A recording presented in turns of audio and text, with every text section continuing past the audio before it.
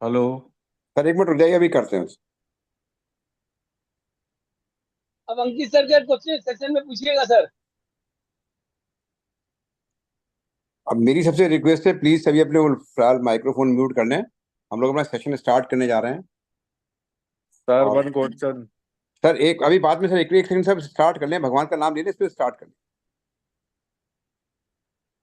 मैं गायत्री मंत्र का जाप शुरू करने जा रहा हूँ। आप सबसे प्रार्थना है कि मेरे बाद साथ साथ आप अपना माइक्रोफोन म्यूट करके उच्चारण करें। ओम भूर्भुव स्व तत्सत्वितुर्वरेण्यम भर्गो देवस्य धीमहि धियो यो न प्रचोदयात्। Thank you everyone. मैं अपने सरस्वती पुत्र श्री अंकित गर्ग जी से प्रार्थना करूंगा, अंकित जी अपना सेशन स्टार्ट करें। जिनके जो धन्यवाद सर। सवाल हैं उनके जवाब दें। जी, धन्यवाद सर। आज की वेबिनार में आप सभी का स्वागत है। जी सर, आपकी क्वेरीज थी सर, कहिए। नमस्ते सर। नमस्कार सर। सर मेरी क्वेरी ये थी कि ये जो हम क्रेडिट नोट डालते हैं, जैसे हमने क्रेडिट नोट डाला, तो जी, इसका इफेक्ट जो है नेक्स्ट 3B में कहाँ पड़ता है? आपने सेल के अगेंस्ट में क्रेडिट नोट इशू किया है। जी सर। आप जैसे ही अपनी R1 फीड करेंगे उसी मंथ की 3B में आ जाएगा वो, उतनी अमाउंट लेस होके। लाइबिलिटी उतनी मेरी लेस हो जाएगी? हाँ जी। ऐसा है? जी। उसी मंथ की 3B में लाइबिलिटी लेस हो जाएगी? जी। ठीक है sir, okay sir, thank you. Okay और सर। सर क्रेडिट नोट जो है इकट्ठे डाल सकते हैं कि पूरे बिल वाइज डालना चाहिए? बिल वाइज डाल जाए तो ज़्यादा बेटर है। और इकट्ठे भी डाल सकते हैं लमसम में? हाँ जी। अच्छा। और सर जैसे कोई गलती से, मान के चलो गलती से कोई बिल डल गया, तो उसके अगेंस्ट क्रेडिट नोट डालना चाहिए कि उसको जीरो करना चाहिए? करेक्शन करनी चाहिए सर, क्रेडिट नोट का तो कोई वो नहीं है। माल वापसी अगर है तो क्रेडिट नोट है, सर या आपका आपके कुछ बिल में करेक्शन है तो उस हिसाब से क्रेडिट नोट डलेगा। सर नहीं, गलती बिल से बिल आपका R1 में चला गया या कहाँ चला गया? R1 में ही जाएगा ना सर, गलती से तो? तो सर गलती से यदि R1 में जाएगा तो अगली बार में उसे डिलीट करना पड़ेगा, हटाना पड़ेगा आपको। जीरो करना आपका पड़ेगा ना? जी जी जी। डिलीट तो होता ही नहीं है ना? नहीं, वो डिलीट नहीं तो जीरो करना पड़ेगा ना उसे अमेंड करके। अच्छा, उसको अमेंड करके जीरो करना पड़ेगा? क्योंकि वो बिल या किसी और का होगा, बिल गलती से किसी और में चला गया होगा तो उसको आप अमेंड कर दीजिए। नहीं नहीं, गलती से ही चला गया तो उसका तरीका यही है कि उसको जीरो करना चाहिए। जी। नहीं तो गलती से मेरा मतलब सेल तो गई होगी ना, तो सेल किसी और बिल की तो होगी ना वो, अरे फिर तो सर, सीखी होगी ना वो। बिल ही या कैंसिल बिल की है। बिल ही जैसे दो बन गए, जी। एक गलती से चला गया, और तो उसको जैसे करना है तो उसको जीरो ही करना पड़ेगा, जीरो ही उसको करना खत्म कर। पड़ेगा जी। ठीक है। और किसी की कोई क्वेरी सर?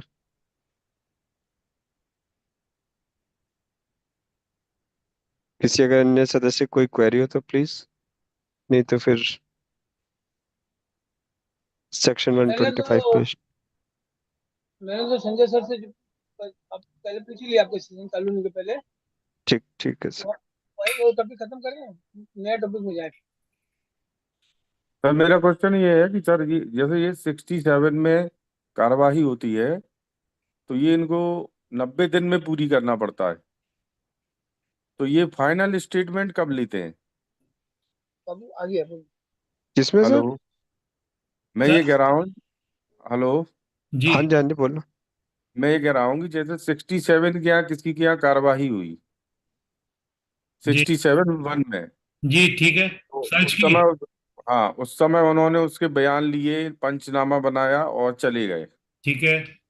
और उसके बाद उसको एक नोटिस दिया समन का, 70 में, सेक्शन 70 में। 70 में। इसके बाद जो है ये फाइनल 3 महीने के अंदर करते हैं जी स्टेटमेंट। जी। उसके बाद क्या प्रक्रिया रहती है, मैं ये पूछ रहा हूँ। सर उसके बाद वो अपने 70 में लगा के उनको टैक्स असेस कर देंगे, यदि उन्हें पेनल्टी 130 में लगानी है। तो और ये और जो इन्होंने उसकी एक स्पॉट। रिपोर्ट बना के भेज देंगे उसके प्रॉपर ऑफिसर को, ज्यूरिडिक्शनल ऑफिसर को। आप सर अपना वीडियो खोल लीजिए। आप आपका वीडियो ओपन नहीं है सर। नहीं, वो हो नहीं रहा है। तो अच्छा मैं ये कह रहा हूँ कि इनका फाइनल स्टेटमेंट व्यापारी का कब माना जाता है? 70 मतलब 30 दिन में माना, 90 दिन में माना जाता है कि उसी दिन जिस सर, वो दिन? जो प्रोसीडिंग्स है उनके पास, जो 70 के संबंध में जो आपसे बयान लेते हैं वही फाइनल होता है। वही फाइनल होता है। जी। और सर, जो उन्होंने स्पॉट पे बयान लिया और अगर 70 में वो पलट जाते हैं तो फिर क्या होता है? 70 स्पॉट पे तो कोई बयान नहीं लिया जाता। नहीं, अभी जैसे सर्वे करवे करने आते हैं हम्म। तो पंचनामा बनाते हैं तो बयान तो लेते हैं ना? नहीं तो पंचनामे में बयान नहीं होता सर, पंचनामे में तो वो पूरी प्रोसीडिंग्स को लिखते हैं सर। नहीं नहीं, क्या फिर क्या भी हुआ, कब आए, क्या हुआ, क्या कागज प्रस्तुत किए गए, ये सब चीजें, कोई बयान नहीं लिया जाता सर। अच्छा, रिटर्न बयान नहीं लिया जाता, जी। वो समन में ही बयान लिया जाता। संबंध ही है ही उसके लिए, संबंध प्रोसीडिंग्स के संबंध बयान देने के लिए आपको। Okay sir. उसके बाद वो 90 दिन के अंदर जुरिडिक्शन ऑफिस में पहुंचा देते हैं। जी। ठीक नहीं सर, दोनों चीजें हैं उसमें। 180 दिन में उनको ऐसा, दोनों ही है, वो तो उन्हें बनाना है, ऑर्डर देना है 90 दिन में, 3 महीने ऑर्डर के। देना है। हाँ, उन्हें वही ऑर्डर बनाएंगे सर, वो पूरी अपनी रिपोर्ट बनाएंगे। यदि आपको कोई माल आपका अधिक पाया होगा तो उस पर वो एसेस करेंगे, एसेस करके वो जमा कराने के लिए कहेंगे, आपको ऑर्डर तो करेंगे। वो जुरिडिक्शन ऑफिस में नहीं भेजेंगे असेसमेंट के नहीं लिए? नहीं सर, वो उसकी स्पेशल पावर उन्हें मिली होती है ना सर, 67 में जॉइंट अच्छा, अगर वो चाहें तो भेज सकते हैं, नहीं चाहें तो नहीं भेज सकते। जी। जी।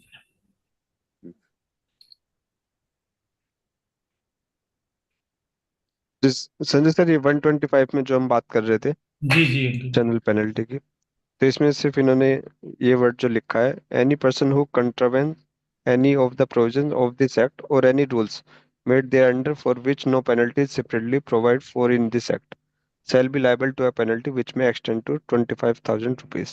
ठीक है अंकिल जी, मेरा वही जी कहना है कि इसमें लिखा है, who contravenes any of the provision of this act जी और any rules made thereunder for which no penalty separately provided. ठीक सर। जी। सर सीएमपी 08 तो स्टेटमेंट है, और हाँ जी। सीएमपी 04 के लिए पेनल्टी ऑलरेडी है, GSTR 4 के लिए। जीएसटीआर 4 के लिए जी। है ना सर, वो एनुअल रिटर्न के लिए। हाँ जी। तो यदि ये रिटर्न डिपार्टमेंट, इसे भी रिटर्न जैसे जीएसटीआर 1 को और सीएमपी 08 को अभी तो डिपार्टमेंट ट्रीट करता है एज ए स्टेटमेंट, जी मेरे द्वारा टैक्स नहीं भरा गया तो सर अब मुझे ये पहले मौका दिया जाएगा। यदि मेरे द्वारा रिटर्न नहीं फाइल किया गया तो सबसे पहले मुझे नेचुरल जस्टिस में एक मौका दिया जाएगा, उसके बाद ही आप पेनल्टी देंगे। सीधे पेनल्टी का नोटिस नहीं दे सकते, मेरा ये मानना है। जैसे आप 3B का रिटर्न नहीं भरते हैं तो पहले आपको जी। 46 के अंदर नोटिस आता है, हाँ जी। 46 के अंदर आपको नोटिस में दिया जाता है कि आप 15 दिन में फाइल कर दीजिए, और फाइल कर देते तो वो प्रोसीडिंग्स में स्टॉप हो गई। तो जब आप जितना लेट बढ़ते हो तो उतने दिन का आप रिटर्न के साथ आप वो फाइल करते हैं ना, लेट फी जी। फी पे करते, तो वो इटसेल्फ में तभी तो प्रोसीडिंग कंक्लूड मान ली उन्होंने कि उस पे उतने दिन का जो भी डिले पेनल्टी डिसाइड है वो हो गई। तो बहुत सी जगह क्या हो रहा है कि 3B लेट पे भी 125 की पेनल्टी लगा रहे हैं, फॉर्म 3B पे भी कहीं आ रही है। तो मेरे हाँ हिसाब जी। से 3B एक पे भी ही लगा था। एक्शन पे दो दो नहीं हो सकती। जब आपने मुझसे लेट फीस ले ली, वो भी तो उसी कंप्लाइंस में ली ना, मैंने जितना रिटर्न जितने दिन लेट फाइल किया पर डे के हिसाब से। लेट फी भी एक तरह की पेनल्टी है। बस वो यही मेरा कहना है, जी। वो भी एक तरीके की पेनल्टी है, इट्स अ पार्ट। आपने मुझे एक जगह पेनल, तो एक ही एक्ट के लिए मुझे दो जगह पेनलाइज नहीं किया जा सकता। और कंपोजिशन मनी के लिए क्या कि वो एक हाँ। सुविधा है, वहां पे मुझे कंपोजिशन, मैंने कोई टैक्स चार्ज नहीं किया किसी से, तो हाँ मैंने जी। गवर्नमेंट का लॉस नहीं किया है कि मैंने गवर्नमेंट का पैसा लिया और जमा समय से नहीं किया, जैसे 3B में ये मानते हैं ना, जी जी जी, यू कि आर आपने लेके खा लिया। जी, इसीलिए तो आप कहते हैं उससे कॉन्ट्राबेंड। तो वो तो मुझे स्वयं जमा करना है, जितनी मेरी सेल या आउटवर्ड सप्लाई पे जो मेरी लाइबिलिटी बनती है। ये मैं मानता हूं लेट है यदि, तो उन्हें एक मौका देना चाहिए, बट सीधा ही आपने पेनल्टी लगा दी, ये नहीं होना चाहिए। आप मेरी बात से कितना सहमत? नहीं सर, पूर्ण सहमत। मैंने तो अपील डाली हुई है, मेरे जी। 3 केस में लगी हुई है सर। जी। तो मैंने तीनों में अपील डाली हुई है। और दूसरी बात सर ये है कि नीचे 126 में आ जाए जनरल डिसिप्लिन पेनल्टी, यदि आपको लगता भी है सीएमपी, आपको यदि कोई व्यापारी नहीं जाना कर रहा है तो वहां पर भी दिया है, इसका 126(1) में देख लीजिए। जी। यहाँ पर उसको उसके उस पे दिया हुआ है सर, डिस्क्रिप्शन पे। उसका डिस्क्रिप्शन है कि ये लगा भी सकता और नहीं भी लगा सकता। Hello. Any hello. Penalty for minor breaches of tax regulation और प्रोसीजरल रिक्वायरमेंट।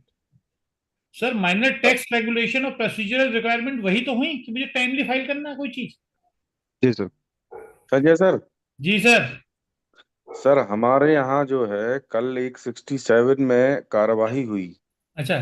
तो जी एक जो व्यापारी नहीं था, व्यापारी नहीं कह सकते उसको, एक मुनीम साहब थे। जी तो वो क्या करते थे कि वो बिल रेस करते थे, लेकिन उनके पास आईटीसी नहीं रहती थी। जी तो अब उन्होंने क्या है 10 करोड़ के बिल काट दिए, जी। क्योंकि उनके पास आईटीसी थी नहीं। ठीक है। तो अब वो केस उनका बना के गए हैं। जी तो 3 करोड़ का कुल उनका टैक्स निकल रहा है चोरी। सर, तो ये बताइए, जब आप कह रहे हो 10 करोड़ के, अच्छा 10 करोड़ रुपए के बिल थे जिसपे टैक्स लाइबिलिटी कितनी थी? 30% थोड़ी ना होगी, 18 सर है। 12 करोड़, 12 करोड़ का मैटर अच्छा, है। 12 करोड़ का है, ओके। हम्म, उस पर 3 करोड़ का बन रहा है टैक्स। हाँ। तो सर एक बात और बताइए, जब उन्होंने इश्यू करे बिल, तो माने ना कि हमने बिल इश्यू किए हैं। यस। तो बस जब उन्होंने एक्सेप्ट कर लिया, आपके पीछे से आईटीसी नहीं है, तो पूरा टैक्स आपको जमा करना पड़ेगा।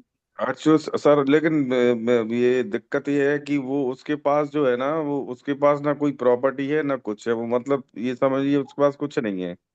अब क्या होगा इस केस में? तो सर इसका मतलब वो खुद फेक है, बंदा जो फेक बिल इशू कर रहा है। माल तो बेच हाँ, दिया। यही यही समझ लीजिए सर। बिल्कुल, वो फेक बिल इशू कर रहा है सर।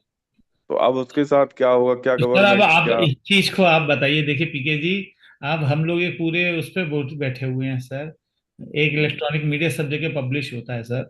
इसके लिए तो आप कभी भी, वैसे आप मुझे पर्सनली मेरा नंबर लेके किसी से बात कर लीजिए वो तो सर। सर पेपर में आ गया, न्यूज में आ गया, जग जाहिर हो गया, इसलिए पूछ रहा हूँ। नहीं नहीं नहीं, तो सर ऑप्शन वो जो आप जो पूछना चाह रहे हो सर। ठीक है सर, समझ गया मैं। Okay sir.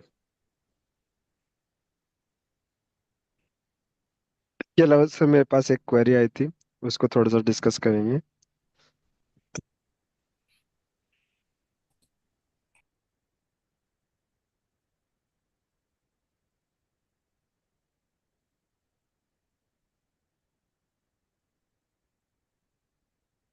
अंकित जी, आवाज नहीं आ रही है आपकी। जी अब आ रही है सर आवाज? जी जी। रूल 86 बी में 1% हमें कैश लेजर से सेट ऑफ करना होता है, जहां पर हमारी टर्नओवर 50 लाख से ज्यादा है। जी अगर किसी ने नहीं किया है तो उसमें क्या वायलेशन होगा, क्या उसमें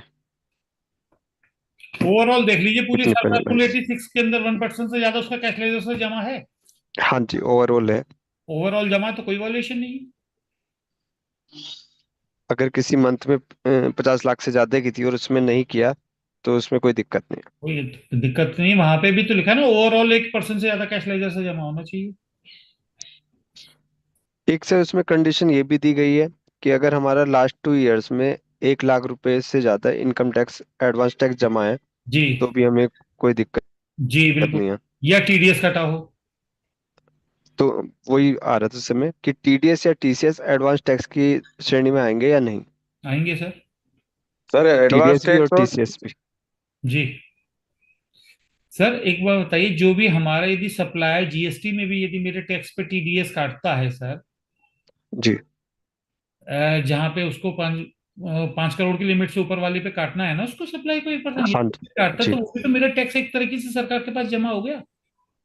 जैसे वो जमा होना तो ठीक है, लेकिन एक जो है एडवांस टैक्स की लाइबिलिटी है, तो क्या वो एडवांस टैक्स में sir TDS TCS include sir माना जाएगा एडवांस या नहीं, टैक्स की वो चीज थी। लायबिलिटी इनकम टैक्स में है, जीएसटी में हाँ जी। completely एडवांस टैक्स में है। जी।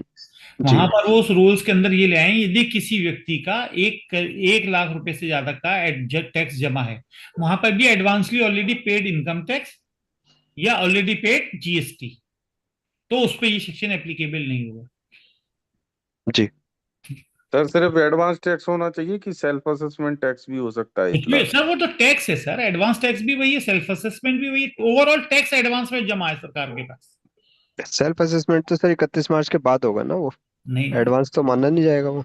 सर, फिर हाँ बिल्कुल सही बात है।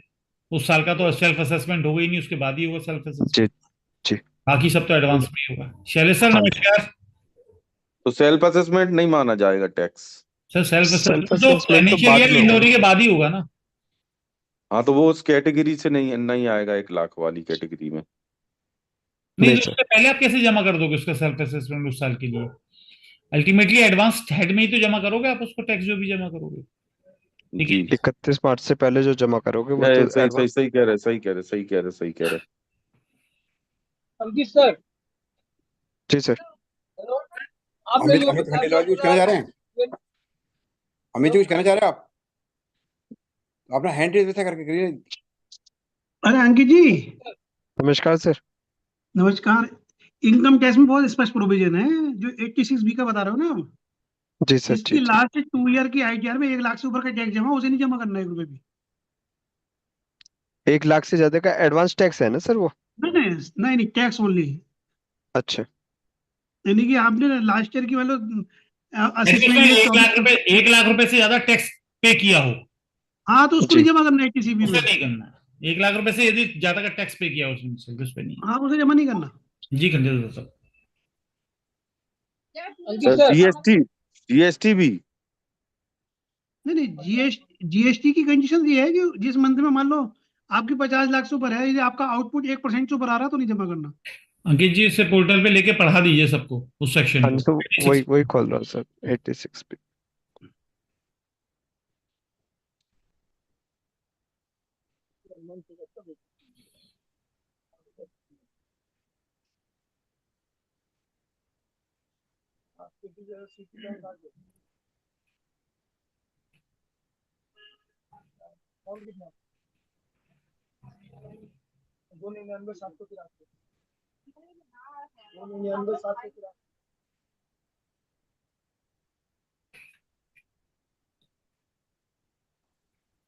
अंकित सर, जी जी सर। जी बोलिए सर। जैसे मैं बस पूछ ले रहा हूँ, जैसे अगर जिसका महीने में जैसे मैं 10 लाख की सेल है, तो इसमें मेरा पे लाइबिलिटी रहेगी ना 1% की, 1% टैक्स पेमेंट करना है। बोथरा जी क्लियर नहीं हो, फिर से बताइए क्या कहना चाह रहे हैं। मैं पूछा, जैसे मेरा साल का टर्नओवर है 70 लाख रुपया, ठीक है 3 महीना एकदम निकम्मा हूँ, 9 महीना के अंदर मेरे उसके ऊपर सेल है, इसका मतलब 1% की लाइबिलिटी नहीं है ना मेरे को टैक्स जमा देने की टैक्स।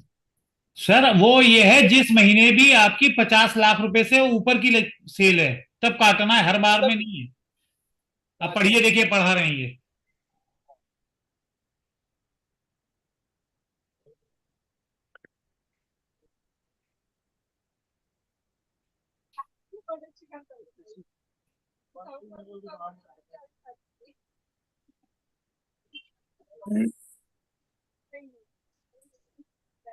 चलिए सर, नमस्कार। नमस्ते सर। ये सर, नॉट चलिए विथ स्टैंडिंग चलिए सर, एनीथिंग। हम भाइयों की भी ले लिया करिए सर, मैं 2 बार आपको नमस्कार किया सर। अरे सर वो को क्या उसे माइक्रोफोन काम नहीं कर रहा था मेरा, क्षमा करिए क्षमा करिए। सभी को प्रणाम, सभी को नमस्कार। नमस्कार सर। नमस्कार। हमारी तो निगाह जाके उसकी अजय अंकित की वो जो बैच लगा उस पर जाके अटक गई थी। इतना शानदार बैच लगा रखा है सर। अद्भुत है सर, ये लड़का ही अद्भुत है। Thank you sir. तो 2 साल इसमें में अतुलनीय परिवर्तन आया है इस लड़के में। सर आशीर्वाद है सर आपका। नहीं बेटा, तुम्हारी मेहनत है। आशीर्वाद तो सभी के ऊपर है, सभी के साथ है। इसमें दिया हुआ है sir, not with standing anything contain in these rules the registered person shall not use the amount available in electronic credit ledger to discharge his liability towards output tax in excess of 99% of such tax liability in case where the value of taxable supply other than exempt supply and zero rated supply in a month exceed 50 lakh rupees।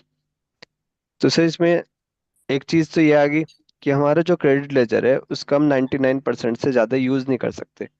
जहां पर suppose कीजिए हमारी liability 1,000 रुपए की बन रही जी और हमारे पास वहां पे क्रेडिट लेजर में बैलेंस है 10,000 या 15,000, तो वहां पर तो कोई एडवांस टैक्स की लाइबिलिटी नहीं आएगी।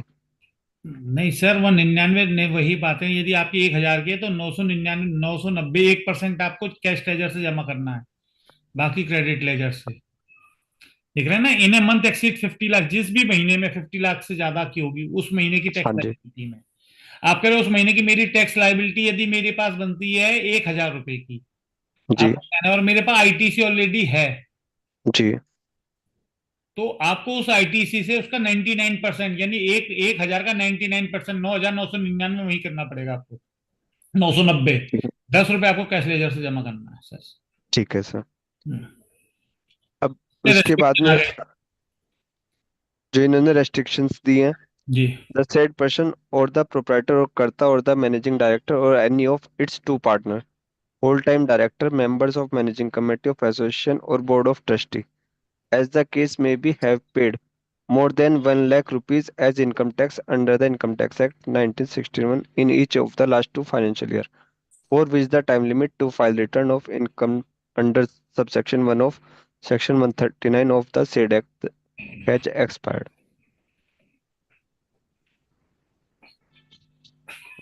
तो ये फर्म का टैक्स माना जाएगा।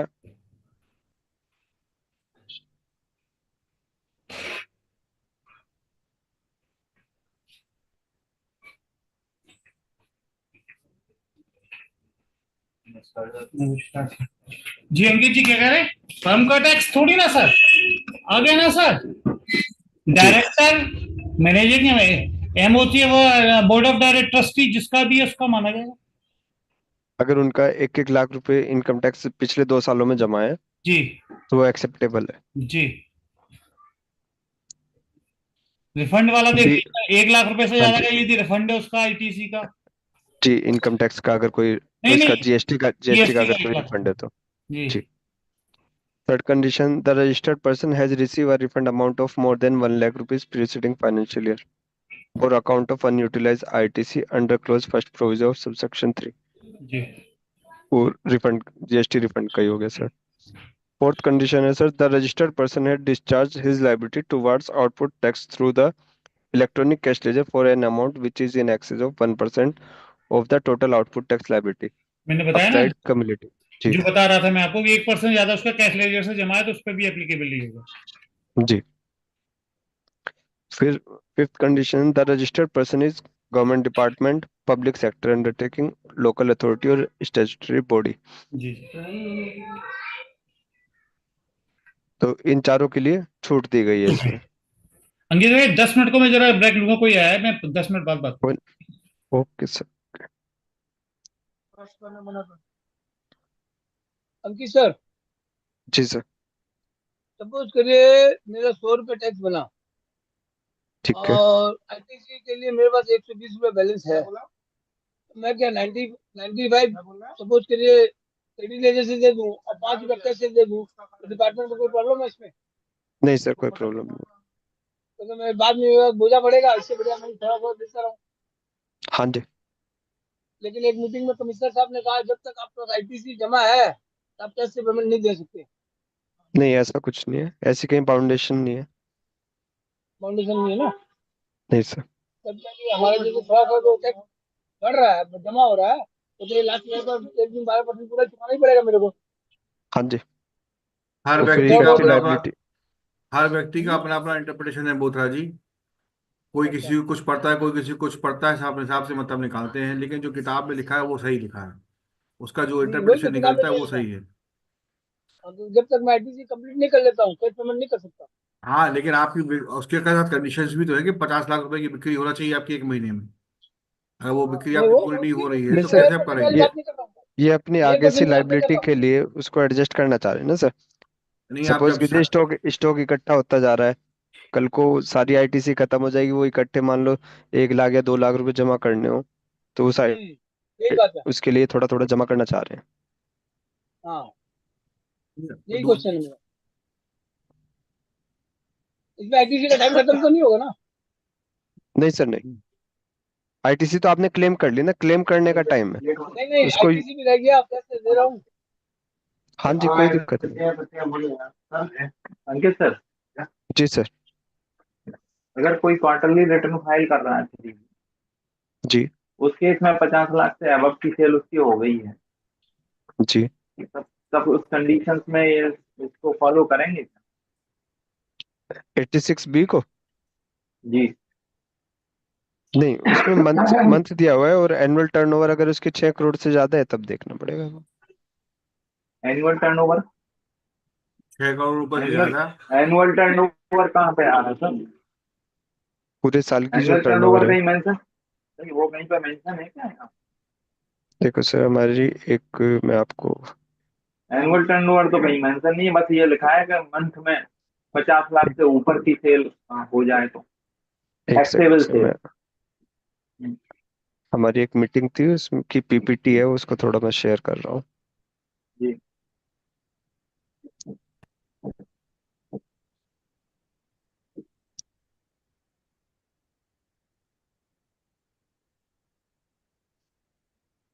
This rule is only applicable to a taxpayer who have taxable supply of more than 50 lakh rupees in a month, which amount to an annual turnover of more than 6 crore rupees.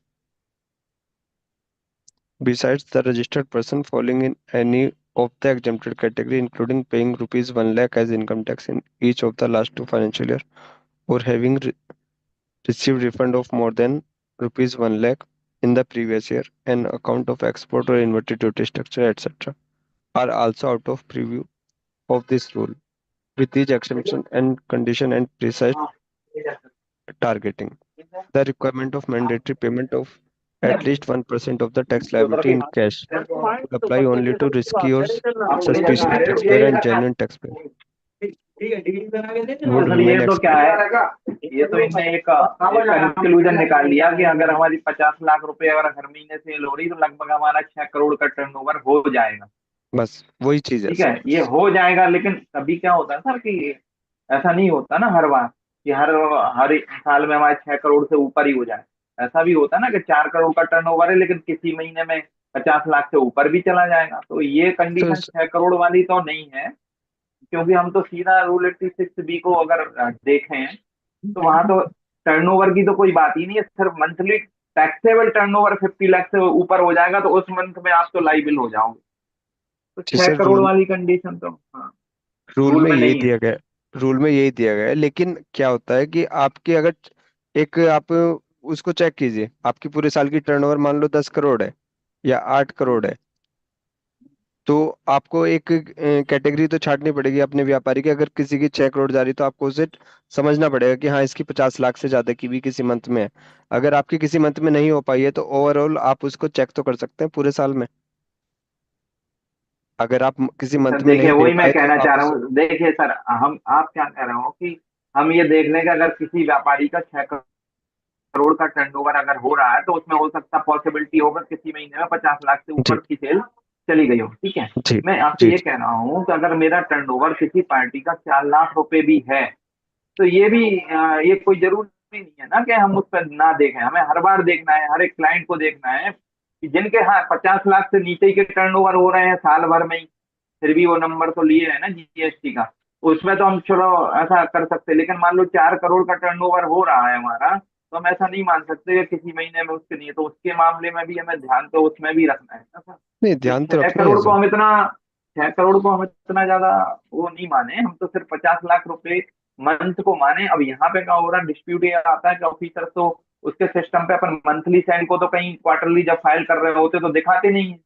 मान लीजिए आपने 3 महीने की 70 लाख रुपए cell book करी, उसको नहीं पता चल रहा ना कि यहाँ पे 50 लाख रुपए एक महीने में हो गई होगी और बाकी के ना 10-10 लाख रुपए अगले 2 महीना में हुई होगी, कंबाइंड 70 लाख रुपए की सेल जा रही। तो उसने तो अभी क्या करना है कि उठा के आपको नोटिस दे देनी है कि हाँ भैया 70 लाख रुपए इस क्वार्टर में हुई थी। तो अब आप जाके बाद में रिप्लाई में जरूर हो सकता है कि हम बाइफरकेट करके बताएं कि नहीं सर, इन तीनों महीनों की मिला के 70 लाख है, लेकिन किसी भी महीने में 50 लाख से ऊपर की सेल हमारी नहीं हुई है। ये इस तरीके का बाइफरकेशन हमारा है, कैश बुक जो हमारी टैक्स इनवॉइस सेल रजिस्टर है, हम उससे प्रूव कर सकते हैं, है ना सर?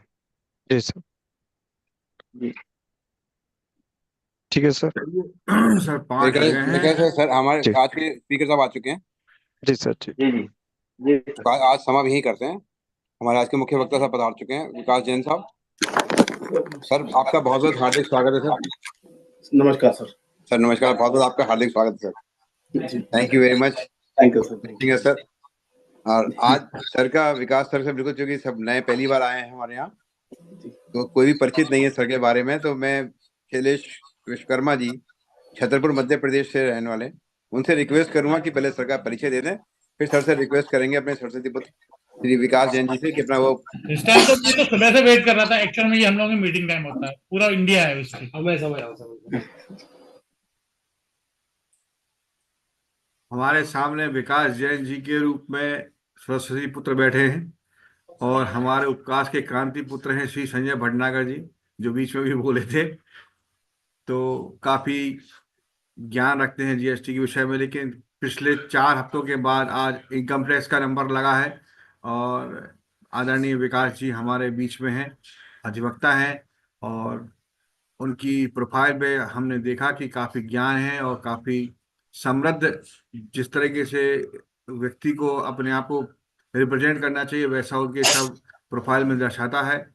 और मेरा बड़ा सौभाग्य है कि आज मैं इनका परिचय आप सबके सामने रख रहा हूँ। इसके पहले मैं फिर से जो पिछले हफ्ते मैंने शब्द दोहराए थे वो शब्द फिर दोहराना चाहता हूँ कि जब सेशन चल रहा हो 5 बजे से लेकर जब तक कि विकास जैन जी बोल रहे होंगे, तब तक ऐसा कोई प्रश्न न पूछे जो विषय से हटकर हो। विषय संबंधित प्रश्न ही पूछे। अगर आपको विषय से अतिरिक्त कोई क्वेश्चन करना है तो आपसे निवेदन है कि आप 4:30 बजे यहाँ अनिवार्य रूप से उपस्थित हों।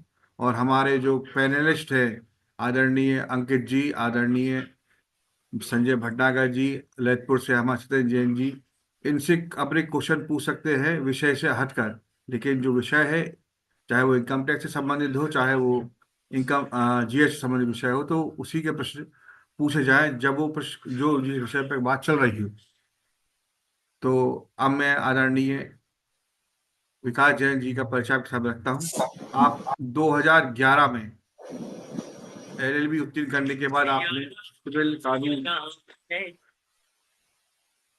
वाणिज्य कानून, कराधान के क्षेत्र में आपका अच्छा खासा अनुभव है। आप दिल्ली की एक प्रसिद्ध law firm Kapoor law associates, जिसके जो मुख्य अधिवक्ता थे वो सलील कपूर जी थे, ITAT के पूर्व सदस्य रहे, के साथ आपने 5 वर्षों से उनके साथ प्रैक्टिस करी। उनका अनुभव आपके कुल अनुभव में शामिल है। आपने 2011 में MT लॉ स्कूल नई दिल्ली से BA LLB की उपाधि प्राप्त करी। बिजनेस लॉ में master national law school of India university Bangalore से किया। 2011 में आप ऑल इंडिया बार एग्जामिनेशन पास करें और 2020 में आप एडवोकेट ऑन रिकॉर्ड बने। इसके बाद आपकी योग्यता के बाद जो आपने कार्य किए उसका मुख्य रूप से जो विशेषण है ये इस तरह से है कि आपने कराधान में विशेष आपका अनुभव है। इसके अलावा अंतर्राष्ट्रीय और राष्ट्रीय दोनों प्रकार के कर का प्रतिनिधित्व करने में आपके पास 15 साल का अनुभव है। आप सर्वोच्च न्यायालय में भी प्रैक्टिस करते हैं। उच्च न्यायालय जैसे बॉम्बे, दिल्ली, पंजाब, हरियाणा और नैनीताल, कलकत्ता में भी आपने प्रैक्टिस करी है। दिल्ली, चंडीगढ़, अमृतसर, मुंबई और हैदराबाद के आयकर अपीलीय न्यायाधिकरण के विभिन्न बेंचों के समक्ष भी आप उपस्थित हुए हैं। आपने अलग अलग कोर्ट प्रकरणों में अलग भूमिकाएं और जिम्मेदारी निभाई है, जैसे कोर्ट क्लाइंट के काम को पूरा करने में अपने वरिष्ठ अधिवक्ता का साथ काम करना, सुप्रीम कोर्ट, हाई कोर्ट, आयकर अपील अधिकारियों के समक्ष जाकर आयकर और संवैधानिक मामलों में वरिष्ठ वकीलों की सहायता करना और उन्हें जानकारी प्रदान करना। हाई कोर्ट में ITAT और आयुक्त अपील, ऋण वसूली न्यायाधिकरण आदि के संबंधित याचिकाओं और आयकर अपीलों का मसौदा तैयार करने में आपका काफी महारत हासिल है। आपको 2014 में 361 ITR 407 में जो रिपोर्ट में तैयार किए गए MDRR समूह के मामले में जो माननीय उच्च न्यायालय के समक्ष 7 दिनों में 56 रिट आपने दायर करी है, एक रिकॉर्ड है एक दिन में। Ernst and Young, Pricewaterhouse Cooper, Deloitte, KPMG, web group जैसे क्लाइंट आपकी मार्गदर्शन में अपने कार्य करते हैं।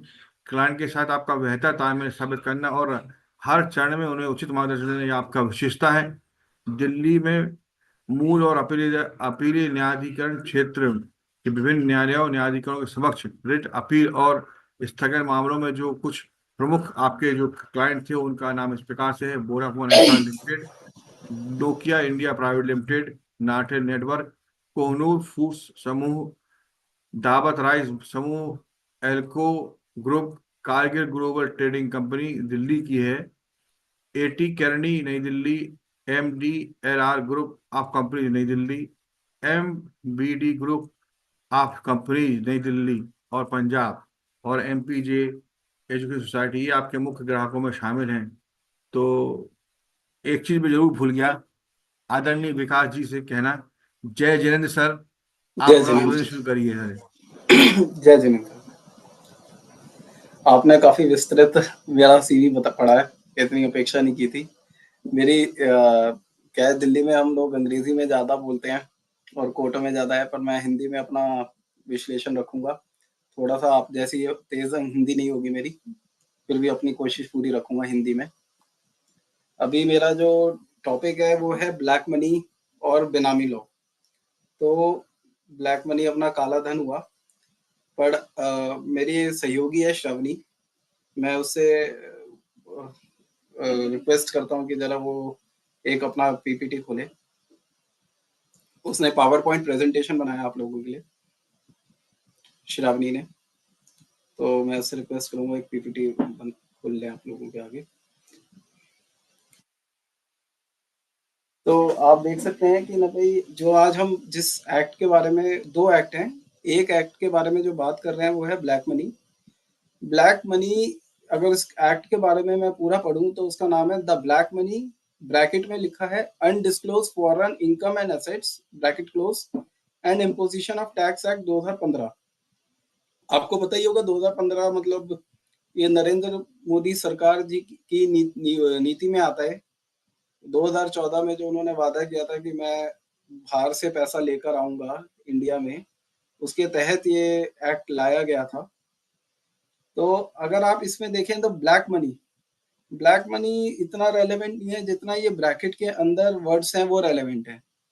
अगर हम इस एक्ट को देख, श्रवणी अगर एक्ट की लैंग्वेज सबको दिखाई जाए तो अगर आप देख सकते हैं जो बोल्ड लेटर्स में है ब्लैक मनी, ब्रैकेट में undisclosed foreign income and assets, और फिर ब्रैकेट क्लोज। ये जो ब्रैकेट में शब्द है undisclosed foreign income and assets, सब कुछ यही है इस एक्ट के अंदर। इसका एम्बिट, इसका स्कोप, इसकी रेलेवेंस सिर्फ और सिर्फ ये जो ब्रैकेट में शब्द है यही है। ब्लैक मनी, मैं ये कह सकता हूँ कि ये पॉलिटिकल कॉन्नोटेशन है, ताकि लोगों को हाईलाइट हो कि ना भाई सरकार काले धन के वापस लाने के लिए काम कर रही है, पर कैसे ला रही है वो इस ब्रैकेट से ही आपको क्लियर हो जाता है, undisclosed foreign income and assets. तो ब्लैक मनी का जो एम्बिट है वो ये है कि विदेश में किसी के पास धन जो रखा है या विदेश में किसी के पास एसेट्स रखे हैं, प्रॉपर्टियां हैं, उसको इंडिया में टैक्स करना। तो ब्लैक मनी अगर एक्ट, श्रावणी एक बार ब्लैक मनी एक्ट खोलोगे आप, मैं आपको ब्लैक मनी एक्ट खोल के बताता हूँ। एक बार ब्लैक मनी एक्ट खोलिए, सेक्शन 2 सबसेक्शन 2। थोड़ा मैंने आप लोगों के साथ आधा घंटा सेशन अटेंड करके अच्छा किया। मुझे हर्ष जी ने बताया था कि आधा घंटा आप अगर आ जाएंगे तो पता चल जाएगा कि हम लोग कैसे बात करते हैं और कैसे आपस में। Subsection 2 subsection 2। तो आज मुझे उसका काफी लाभ मिला, ताकि मैं आपके काफी कुछ आपकी भाषा और आपके साथ समन्वय बना सकूं। देखिए सेक्शन 2 सबसेक्शन 2 में देखेंगे ये किन किन लोगों पे लागू होता है। इस सेक्शन के अंदर वो लिखा है, असेसी मीन्स अ पर्सन। तो हम सारे टैक्स प्रैक्टिशनर हैं, एक्टिव टैक्स प्रैक्टिशनर हैं जो हर लेवल पे काम करते हैं, इनकम टैक्स, GST।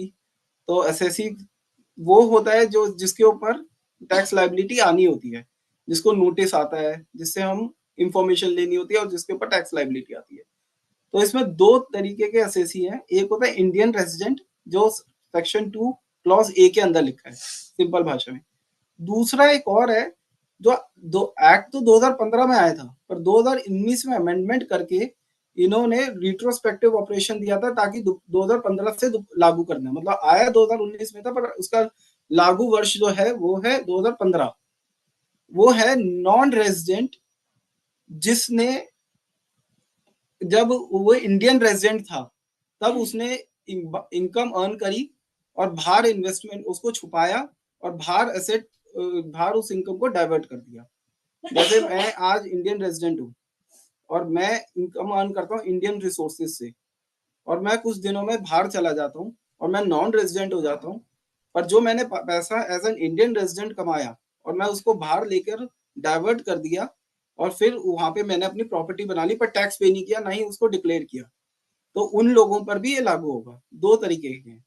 और इसका दूसरा एम्बिट है, वो सेक्शन 3 खोलो, सेक्शन 3। हाँ, अब सेक्शन 11 और subsection 11, section 2 subsection 11, undisclosed asset located outside India और undisclosed foreign income and assets. अगर हम इसकी डेफिनेशन से ही पता चल रहा है कि person who is a beneficial owner of N asset located outside India. अगर हमने कोई भी पैसा बाहर अपने इंडियन मनी से जो हमने डिक्लेयर नहीं किया है, उससे हमने कोई फॉरेन कंट्री में जाकर एसेट खरीद लिया या फॉरेन में जाकर उसको पार्क कर दिया, जैसे बैंक अकाउंट बना लिया और उधर पैसा रख दिया और उसको डिक्लेयर नहीं किया, ऐसे दो चीजें हमें जिसको डिक्लेयर करना चाहिए था पर हमने डिक्लेयर नहीं किया, उस पे ये एक्ट लागू होता है। सेक्शन 4, सेक्शन 3 और 4,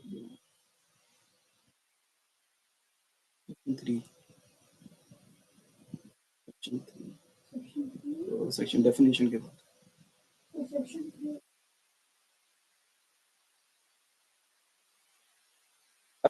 चैप्टर 2 है कि इसका स्कोप क्या है। सेक्शन 4 में इसका स्कोप लिखा है कि जहां जो भी आपने अनडिस्क्लोज फॉरेन इनकम और अनडिस्क्लोज फॉरेन एसेट है, वो सारे के सारा चार्ज होगा if it is not declared in the income tax return. जैसे हम इनकम टैक्स रिटर्न में फाइल करते हैं और हमने कभी दिखाया नहीं कि ना भाई हमारे पास कोई पैसा आया और हम उसको बाहर ले गए, तो इसके अंदर लिखा है कि ना भाई अगर हम सेक्शन 4 क्लॉज ए के अंदर देखें, subject to the provision of this act, the total undisclosed income, foreign income and asset of any previous year of SSC shall be the income from a source located outside India which has not been disclosed in the return of income furnished within the time specified in the explanation 2 to subsection 1 or under subsection 4 or subsection 5 of section 139। तो इसने सारा extended period जो section 139 income tax return, जहाँ पे हमारी duty होती है कि इनकम टैक्स रिटर्न फाइल करने की, जितना भी एक्सटेंडेड पीरियड है वो सारा कवर किया। अगर if you have not declared your income and your asset, अगर आप अपना कोई भी पैसा, धन और जो भी एसेट है जो आपने एक्वायर किया है और वो अगर आप आईटीआर में नहीं डिक्लेयर करते और उसको फॉरेन लोकेशन में जाकर पार्क कर देते हैं, जो कि हम देखते हैं कि लोग लोन लेते हैं, लोन तो फिर भी फॉर्मल तरीका होता है, और लोग धन कमाते हैं, काला धन कमा रहे हैं या फिर कैसा भी लीगल धन भी इसमें कवर्ड है। सपोजिटली अगर आपने प्रॉपर बिजनेस इनकम अर्न किया पर आपने उसको इनकम टैक्स में ना डिक्लेयर करके उस पर टैक्स ना पे कर बाहर उसको डाइवर्ट कर दिया, बाहर उसको दुबई में जाकर एक प्रॉपर्टी खरीद लिया, दुबई स्विट्जरलैंड में बैंक अकाउंट खोल लिया, तो आपके ऊपर ये सेक्शन 4 लागू हो जाएगा। और इसके अंदर जो बेनिफिट नहीं देना, अच्छा इस पर एक इसके अंदर सेक्शन है, नीचे करना, सेक्शन 5 आई सपोज, जो डिडक्शन नहीं मिलेगी आपको।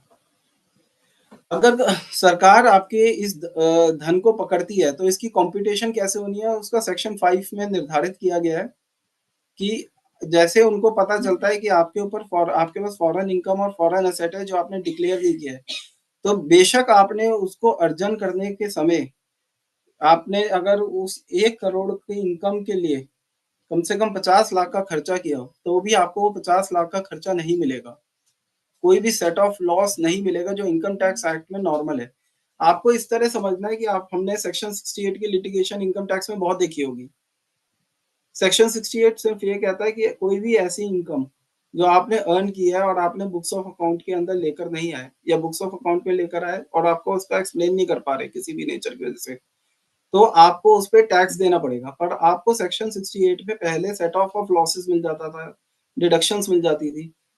पर अगर आप यही धन बाहर के देशों में ले जाते हैं तो आपको कोई भी डिडक्शन नहीं मिलेगा, कोई भी सेट ऑफ नहीं मिलेगा कि, और आपको पूरा का पूरा उस इनकम के ऊपर टैक्स देना पड़ेगा। हालांकि उसका टैक्स रेट 30% ही रखा गया है। उसका जो सेक्शन है वो आपको बता देता हूँ, सेक्शन जो है 60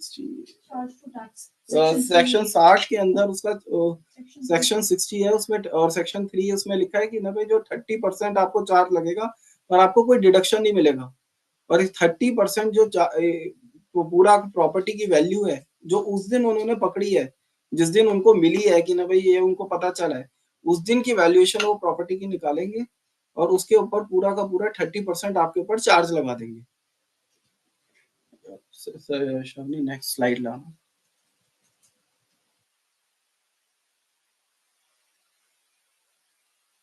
तो ये मेरा एक बैकग्राउंड था कि ब्लैक मनी किन किन एसेट्स पे लगता है, किन किन इनकम पे लगता है और इसका एम्बिट क्या है।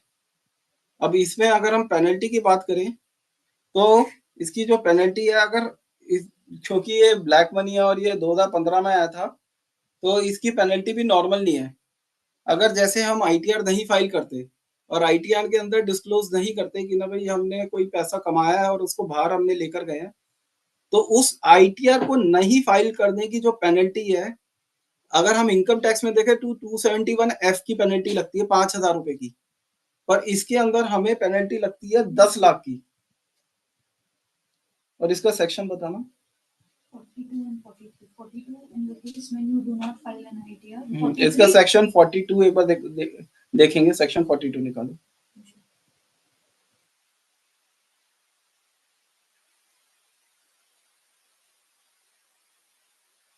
तो अगर हम चैप्टर 4 में देखें, मैं चैप्टर 3 में बाद में आऊंगा, पहले चैप्टर 4 पे देख लेते हैं कि जो स्कोप है वो एक अलग है, फिर इसकी हमारे पास क्या क्या पेनल्टी लगती है।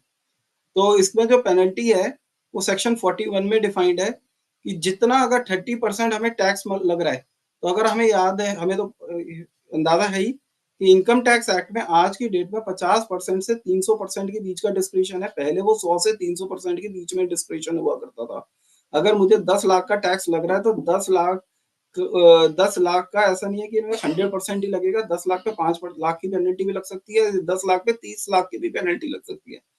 पर इस एक्ट के अंदर सीधा का सीधा डिस्क्रिप्शन है ही नहीं, सीधा का सीधा हमें 300% पेनल्टी लगेगी। A sum equals to 3 times the tax computed under that section. ये सेक्शन 41 के अंदर लिखा है। अगर मेरी प्रॉपर्टी फॉरेन कंट्री में 10 करोड़ की वैल्यूएशन रखती है तो 10 करोड़ पे 30% टैक्स लगेगा, 3 करोड़ पे, और 3 करोड़ का 3 गुना मुझे पेनल्टी देना पड़ेगा 9 करोड़।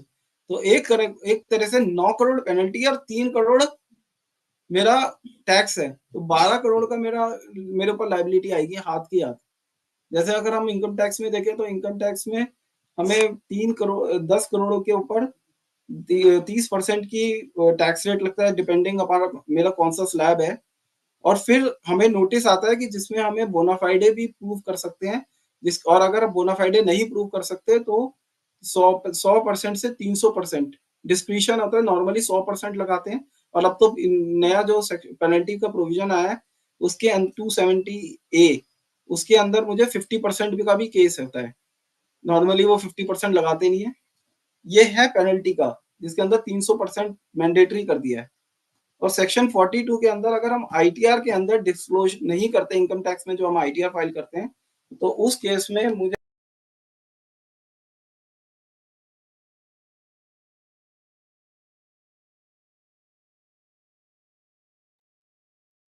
अनम्यूट कर लीजिए सर, आप म्यूट हो गए।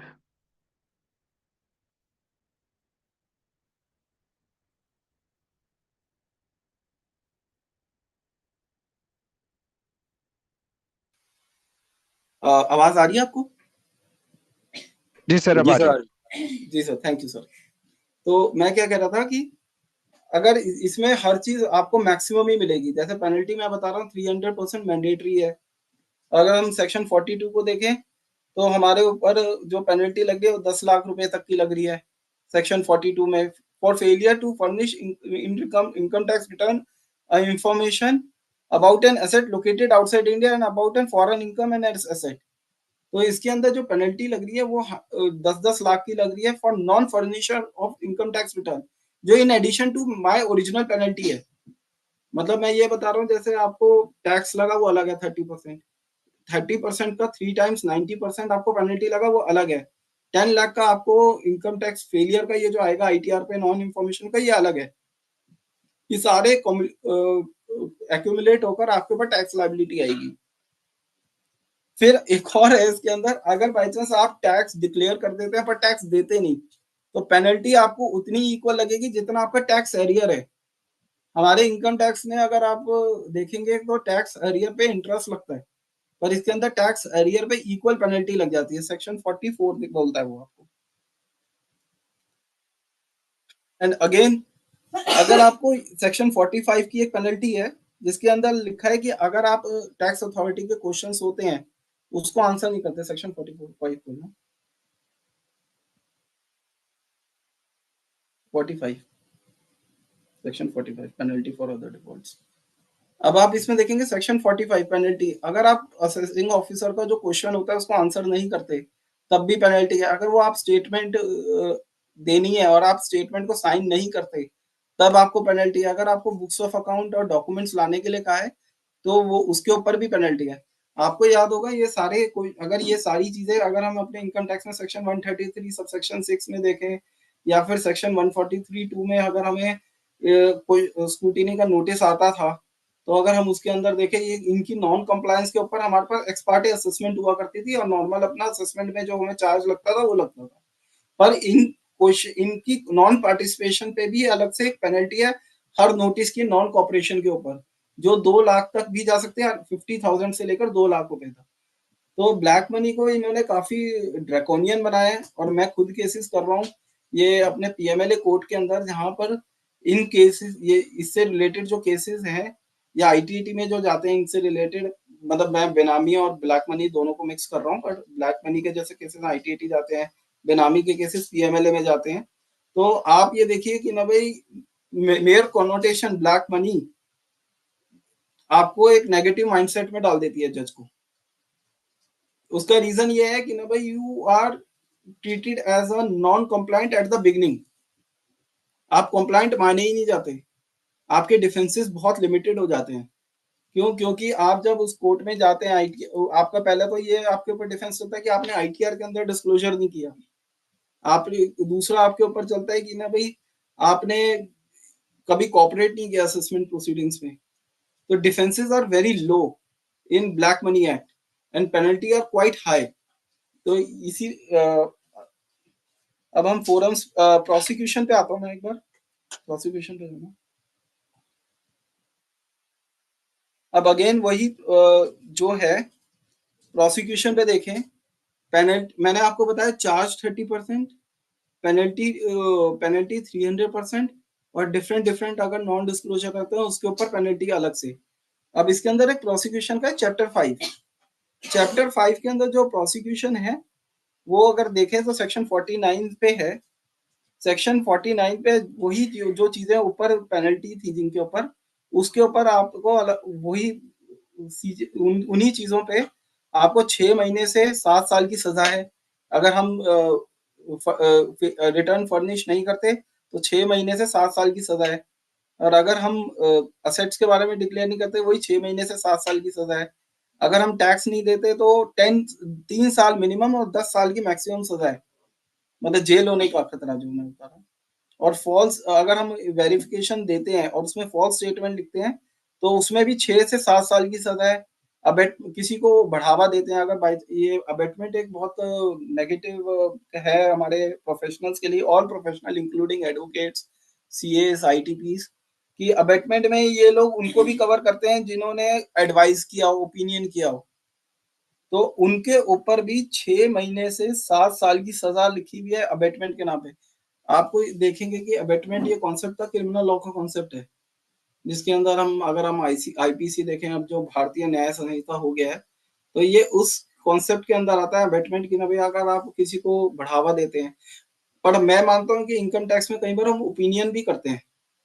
जैसे मैं किसी को कहता हूँ कि मैं आपको जैसे ये बताऊं कि इसका एक स्कोप है जिसके अंदर लिखा है कि ना भाई मैं किसी को मानता हूँ कि ये रेजिडेंट नहीं था जिस साल इसने इनकम अर्न करी इंडिया में, ये उस साल नॉन रेजिडेंट ही था, पर इनकम टैक्स डिपार्टमेंट कहता है नहीं आप रेजिडेंट थे और जिस साल आपने इनकम अर्न करी ये इंडिया में टैक्स होनी थी। और मैं कहता हूँ नॉन रेजिडेंट का, और मैंने उसको लीगल ओपिनियन दे दी कि ना भाई आप नॉन रेजिडेंट थे इसलिए आपके ऊपर लागू नहीं होता, तो क्या मैं उस केस में अबेटमेंट के अंदर आऊंगा सेक्शन 53 के अंदर as a chartered accountant advocate? ये एक बड़ा मूट क्वेश्चन है जो मैं आप लोगों के सामने रेज कर रहा हूँ। तो पनिशमेंट फॉर अबेटमेंट जो है वो उन लोगों पर भी एप्लीकेबल हो जाती है जो वो असेसी है, अगर स्टेटमेंट देता कि मेरे चार्टेड अकाउंटेंट एडवोकेट ने मुझे ओपिनियन किया था, इसी वजह से मैंने टैक्स नहीं भरा, तो हम पे भी एक नोटिस आने का खतरा है। हेलो, आवाज आ रही है ना आपको? जी सर, आ रही है। ठीक है सर। अब इसकी अपीलेट कोर्ट कौन कौन सी होती है, मैं उस पर आ जाता हूँ। वो चैप्टर जो मैंने छोड़ा था उसके ऊपर आ रहा हूँ। चैप्टर 2 है, चैप्टर 2 पे आ जाऊँ। इसमें जैसे हमारे इनकम टैक्स ऑफिसर्स होते हैं, उन्हीं के पास जुरिडिक्शन होती है बेनामी ब्लैक मनी के अंदर, और इनकम टैक्स डिपार्टमेंट के पास ही केसेस जाते हैं, और इसके अंदर वही हमारा सारा प्रोसेस चलता है, असेसमेंट, कमिश्नर अपील्स, फिर आईटीएटी, फिर हाई कोर्ट, फिर सुप्रीम कोर्ट, और वही जो पैरामीटर्स इनकम टैक्स में चलते हैं, जो असेसमेंट कराने के लिए असेसिंग ऑफिसर के सामने जाना पड़ता है, वो उसके सामने वो हमें क्वेश्चनर इशू करता है, हम उसके सामने पार्टिसिपेट करते हैं और उसके सामने एविडेंस प्रोड्यूस करते हैं और अकाउंट्स प्रोड्यूस करते हैं, और फिर वो अपना असेसमेंट फाइनल करता है। और उसमें टाइम लिमिट जो है वो भी डिफाइंड है सेक्शन 11 के अंदर, अलग अलग तरीके से। रेक्टिफिकेशन ऑफ मिस्टेक है सेक्शन 12 में, जैसे हमारा सेक्शन 154 इनकम टैक्स एक्ट के अंदर होता है। डिमांड नोटिस है 156 इनकम टैक्स एक्ट में, यहाँ पे सेक्शन 13 है। और फिर अब सेक्शन 15 के अंदर कमिश्नर अपील्स में हम अपील फाइल कर सकते हैं अगर हमें ग्रीवियंस है, और ऑब्वियसली अगर हमारे अगेंस्ट ऑर्डर होगा तो हम अपील करेंगे ही करेंगे। फिर जो सेक्शन 17 में कमिश्नर अपील्स की मोर और लेस वही पावर है कि वो कंफर्म कर सकता है, रिड्यूस कर सकता है, डिलीट कर सकता है असेसमेंट, एनहांस कर सकता है, जो हमारे इनकम टैक्स में सेक्शन 251 इनकम टैक्स एक्ट के अंदर है। अपील्स जो अपीलेट ट्राइब्यूनल है जो सेक्शन 254 इनकम टैक्स में दी हुई है कि हम आईटीटी में कमिश्नर अपील के खिलाफ ऑर्डर कर सकते हैं, ऑर्डर के खिलाफ जा सकते हैं। फिर हाई कोर्ट में अपील का प्रोविजन है कि हम हाई कोर्ट में भी जा सकते हैं अपील में, और वही सीक्वेंस सुप्रीम कोर्ट तक चलता है। और सेक्शन 263 की तरह हमारा सेक्शन 23 है ब्लैक मनी में, जहाँ पे लिखा है कि कमिश्नर इनकम टैक्स के पास पावर है रिवीजन करने की। मैं थोड़ा फास्ट चल रहा हूँ तो रोक दीजिएगा मुझे, थोड़ा सा आराम से बोल दूंगा। सर अगर किसी को फास्ट लग रहा हो तो बता दीजिएगा। फिर हमारे पास भी रिवीजन की पावर है, अगर हमें लगता है कि ऑर्डर हमारे खिलाफ गलत है तो हम कमिश्नर ऑफ इनकम टैक्स के पास सेक्शन 24 में जा सकते हैं। और इसी तरह बस मेरा ये विश्लेषण है इस पूरे एक्ट को पढ़ने के बाद, ये इनकम टैक्स एक्ट का बिल्कुल प्राय है, बस इसके अंदर एक ही दो चीजें हमारे खिलाफ चलती हैं। प्रिजम्पशन हमारे खिलाफ चलता है क्योंकि इसका जो कॉन्नोटेशन है वो ब्लैक मनी से शुरू होता है, और जो इनकम टैक्स है वो एक सिविलियन नेचर का माना जा रहा है कि इनकम टैक्स जिसमें कोई गलती भी करता है तो उसको कोर्ट छोड़ती है। ब्लैक मनी में थोड़ा सा हमारे ऊपर स्ट्रिंजेंस बहुत ज्यादा है क्योंकि वो फॉरेन इनकम और फॉरेन एसेट्स को लेकर डील करता है, और ब्लैक मनी में हमारे पास ओनस भी हाई है। तो अगर हम एक चीज करें कि हम अपने असेसीज को जो हमारे सामने आते हैं तो हमें उसे बढ़ावा देना चाहिए कि वो अपनी जो फॉरेन इनकम और फॉरेन एसेट्स हैं वो डिस्क्लोजर करे, क्योंकि अगर वो डिस्क्लोजर नहीं करता तो हमारे ऊपर उनको उसको डिफेंड करना बड़ा मुश्किल काम है इसके अंदर, ब्लैक मनी के अंदर। एक तो ये नया लॉ है, नई असेसमेंट्स आएंगी, नए केसेस आएंगे हम सबके सामने, तो हमें नहीं पता कि जजेस कैसे रिएक्ट करेंगे हमारे अगेंस्ट, हमें कौन कौन सी फोरम में कितना खुल के रिलीफ मिलेगा नहीं मिलेगा। तो और आजकल फेसलेस असेसमेंट है तो इसके अंदर भी फेसलेस प्रोसीडिंग्स का भी एक्शन रहेगा। अभी सीआईटी अपील फेसलेस चल रहा है, जैसे असेसमेंट फेसलेस चल रही है। तो मेरी हम आम राय ये है कि ना भाई ब्लैक मनी के अंदर जितना हम अपने असेसीज को बढ़ावा देंगे इनकम टैक्स में डिस्क्लोजर करने की, कोई हमसे सीधा अपील के लेवल पे आता है तो हमारे सामने पता ही है हमें पावर्स उनके पास डिपार्टमेंट के पास इस एक्ट के अंदर ज्यादा है, हमारे पास डिफेंसेस कम है, हमारे पास डिडक्शन के बेनिफिट्स कम है, और प्रोसिक्यूशन केस में तो हम देख ही रहे हैं कि 7 से 10 साल तक की सजा है। तो ये मेरा विश्लेषण है ब्लैक मनी में। अगर आपको ब्लैक मनी से रिलेटेड कोई क्वेश्चन है तो आप पूछें, फिर आगे बढ़ते हैं बेनामी में। किसी भाई का कोई सवाल हो ब्लैक मनी संबंधित है, पूछ प्लीज सर से। संजय जी, संजय भटनागर साहब। सर नहीं है कोई, मेरा नहीं है क्वेश्चन। और किसी साथी कोई सवाल हो ब्लैक मनी से संबंधित? किसी का कोई केस अटक रहा हो ब्लैक मनी संबंधित, जानकारी कर लें। सर एक क्वेरी है सर। जी बोलिए। सर अगर किसी की फॉरेन इनकम है और उसने अपनी आईटीआर में शो नहीं किया, इंडिया में रहता है, फॉरेन इनकम की वहां पे उसने टैक्स पे कर दिया, और अगर अब उसका कोई केस खुलता है तो क्या वो भी बेनामी में माना जाएगा? सर इसमें दो डिफेंसेस जो इस समय चल रहे हैं वो ये है कि कल मैं एक वेबिनार अटेंड कर रहा था अपने चैम्बर ऑफ टैक्स कंसल्टेंट का, तो वहाँ पे काफी सीनियर एडवोकेट्स थे, वो भी इस पॉइंट को एड्रेस कर रहे थे। एक इसमें 3 कैटेगरीज ऑफ केसेस है। एक कैटेगरी ऑफ केस ये है कि ना भाई हमने 2015 से पहले असेट हमारे पास आया और 2015 से पहले ही डिस्पोज ऑफ कर दिया, तो इस पे क्लियर जजमेंट्स हैं कि वो उस केस में एप्लीकेबल नहीं होगा, क्योंकि ये एक्ट 2015 से आया है। जी। अब दूसरा केस ये है कि 2015 से पहले एक्वायर किया हमने एसेट, और 2015 के बाद जो है हम उसको कंटिन्यू कर रहे हैं बुक्स में। वो हम 2015 में हमने उसे हमारे पास यूज में है। उस केस में असेसी आर्ग्यू कर रहे हैं रिगरसली, और ये सुप्रीम कोर्ट में केस पेंडिंग है। हाई कोर्ट में डिफरेंट हाई कोर्ट में असेसीज को रिलीफ ये पॉइंट पे मिला है कि क्योंकि एसेट पुराना है तो इसलिए 2015 के एम्बिट से बाहर है, क्योंकि डिस्क्लोजर तो आपको 2015 से पहले करना था। जब आप एक्वायर करोगे तो आप उसको डिस्क्लोज करोगे, क्योंकि एक्ट ही 2015 के बाद आया तो आप उस केस में कवर नहीं होते। हम हालांकि डिपार्टमेंट नहीं, विकास सर इनका क्वेश्चन ये है कि हाँ, अगर कोई आदमी फॉरेन में इनकम अर्न कर रहा है और वहां पे उसने टैक्स दे दिया है, इनकम टैक्स दे दिया है। सर मेरे ख्याल से क्वेश्चन उनका ये था, मतलब इस पे भी आंसर कर दूंगा, पर उनका जी सर। क्वेश्चन नहीं सर, मेरा क्वेश्चन यही था, लास्ट ईयर की इनकम है सर, तो अच्छा फॉरेन इनकम है, एनआरआई नहीं हूँ, और मैंने वहां पे टैक्स पे कर दिया है, यहाँ पर अपनी आईटीआर में इनकम शो नहीं की है। अच्छा, फॉरेन में आपने टैक्स पे कर दिया, इंडिया में नहीं किया है। जी जी जी। और एनआरआई है नहीं। एनआरआई है नहीं, एनआरआई इंडियन रेजिडेंट है। नहीं। तो जी सर सर। आप सब आपको एज एन इंडियन रेजिडेंट, ये डीटीए का इशू है जहाँ पे डबल टैक्सेशन जी और अवॉइडेंस एग्रीमेंट का इशू है। तो जी सर इसके अंदर क्योंकि आप इंडियन रेजिडेंट थे तो आपकी ड्यूटी बनती थी, आपको एज एन इंडियन रेजिडेंट आपकी फॉरेन इनकम जो एक्रू होती है एज पर सेक्शन 9, तो आपको अपने आईटीआर में डिक्लेयर करनी ही करनी है, क्योंकि एज ए इंडियन रेजिडेंट को अगर कोई फॉरेन इनकम होती है तो उसको टैक्स देना बनता है sir, section 9 of the income tax act 1961। Sir तो डबल ये टैक्सेशन आपका में आएगा वो भी? सर इसमें डबल टैक्सेशन इसलिए नहीं आ सकता क्योंकि जो कॉन्ट्रैक्टिंग स्टेट है वो पर्सन इंडियन स्टेट में रहता है, और इंडियन स्टेट में उसके ऊपर इंडियन टैक्स लागू होता है एज पर सेक्शन 9। उसकी फॉरेन इनकम जो भी एक्रू होती है इंडियन रेजिडेंट की, नॉन रेजिडेंट की जो फॉरेन इनकम होती है वो फॉरेन में टैक्स होती है, इंडिया में टैक्स नहीं होती। पर जो इंडियन रेजिडेंट की जो फॉरेन इनकम है वो इंडिया में ही टैक्स होती है, तो उसने जो टैक्स पे नहीं किया है तो वो अवॉइडेंस के अंदर ही आएगा, उसका इवेशन के अंदर ही केस फॉल करेगा।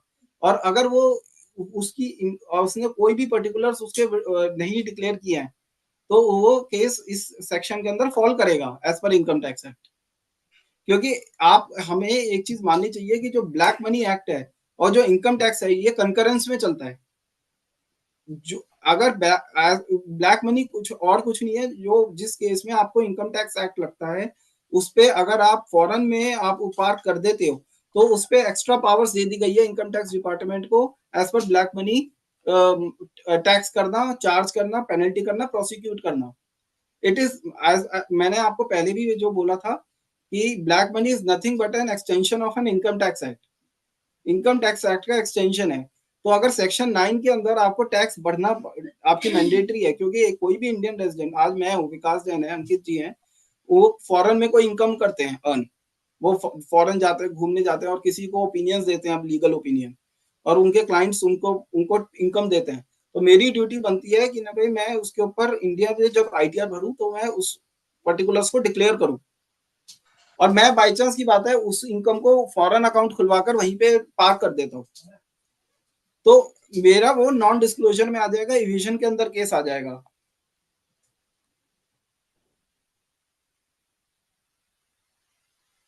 सर अगर आपका इस क्वेश्चन में एड्रेस हो जी गया या सर। फिर कोई क्लैरिटी है? नहीं सर, ठीक है सर। क्योंकि मुझे ऐसा लगता है कि सेक्शन 9 के अंदर आपका केस फॉल करता है, और सेक्शन 9 के अंदर आपको टैक्स भरना था और आपने नहीं भरा, और फॉरेन में अगर आपने उस एसेट को पार्क कर दिया है। हाँ सर, एक और चीज है, सपोजिटली वो फॉरेन इनकम को आप इंडिया में ही ले आते हैं, जी। तो वो इस सेक्शन, इस ब्लैक मनी में नहीं कवर होगा। नहीं, इंडिया में तो आ चुकी है सर। अगर वो इंडिया में इनकम है तो आप देखेंगे, इसका एक मैंने एम्बेड सेक्शन, वो डेफिनेशन खोलेंगे, अब डेफिनेशन साथ साथ पढ़ते हैं। दो प्रोफेशनल एक साथ बात करके मैं भी कुछ नया सीख सकता हूँ सर आपसे, there is nothing hard against it. मैं वो दोबारा वो प्रोविजन खोलता हूँ, सेक्शन जो 10 सबसेक्शन 10 था, डेफिनेशन अनडिस्क्लोज इनकम वाला।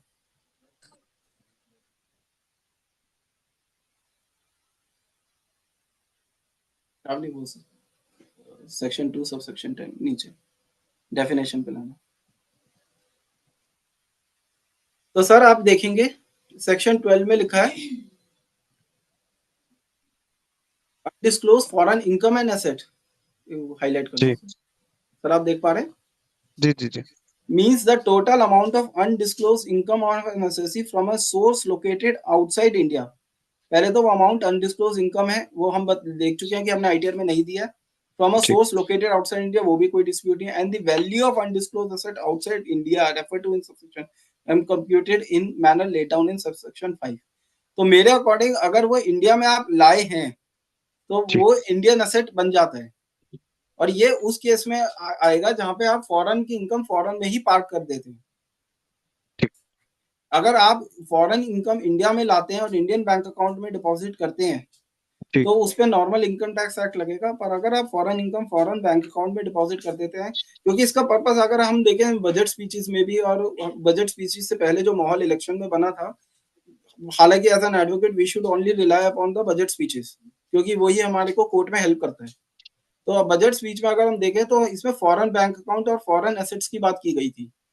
अगर आपके क्लाइंट ने फॉरेन इनकम को इंडियन बैंक अकाउंट में डिपॉजिट किया और आईटीआर में डिक्लेयर नहीं किया है, तो मुझे लगता है कि उसके लिए इनकम टैक्स एक्ट सफिशिएंट है, उस पर वो चार्ज लगेगा, पेनल्टी लगेगी, प्रोसिक्यूशन लगेगी। हमें इस बात को नहीं भूल सकते कि black money is nothing but an extension of income tax act.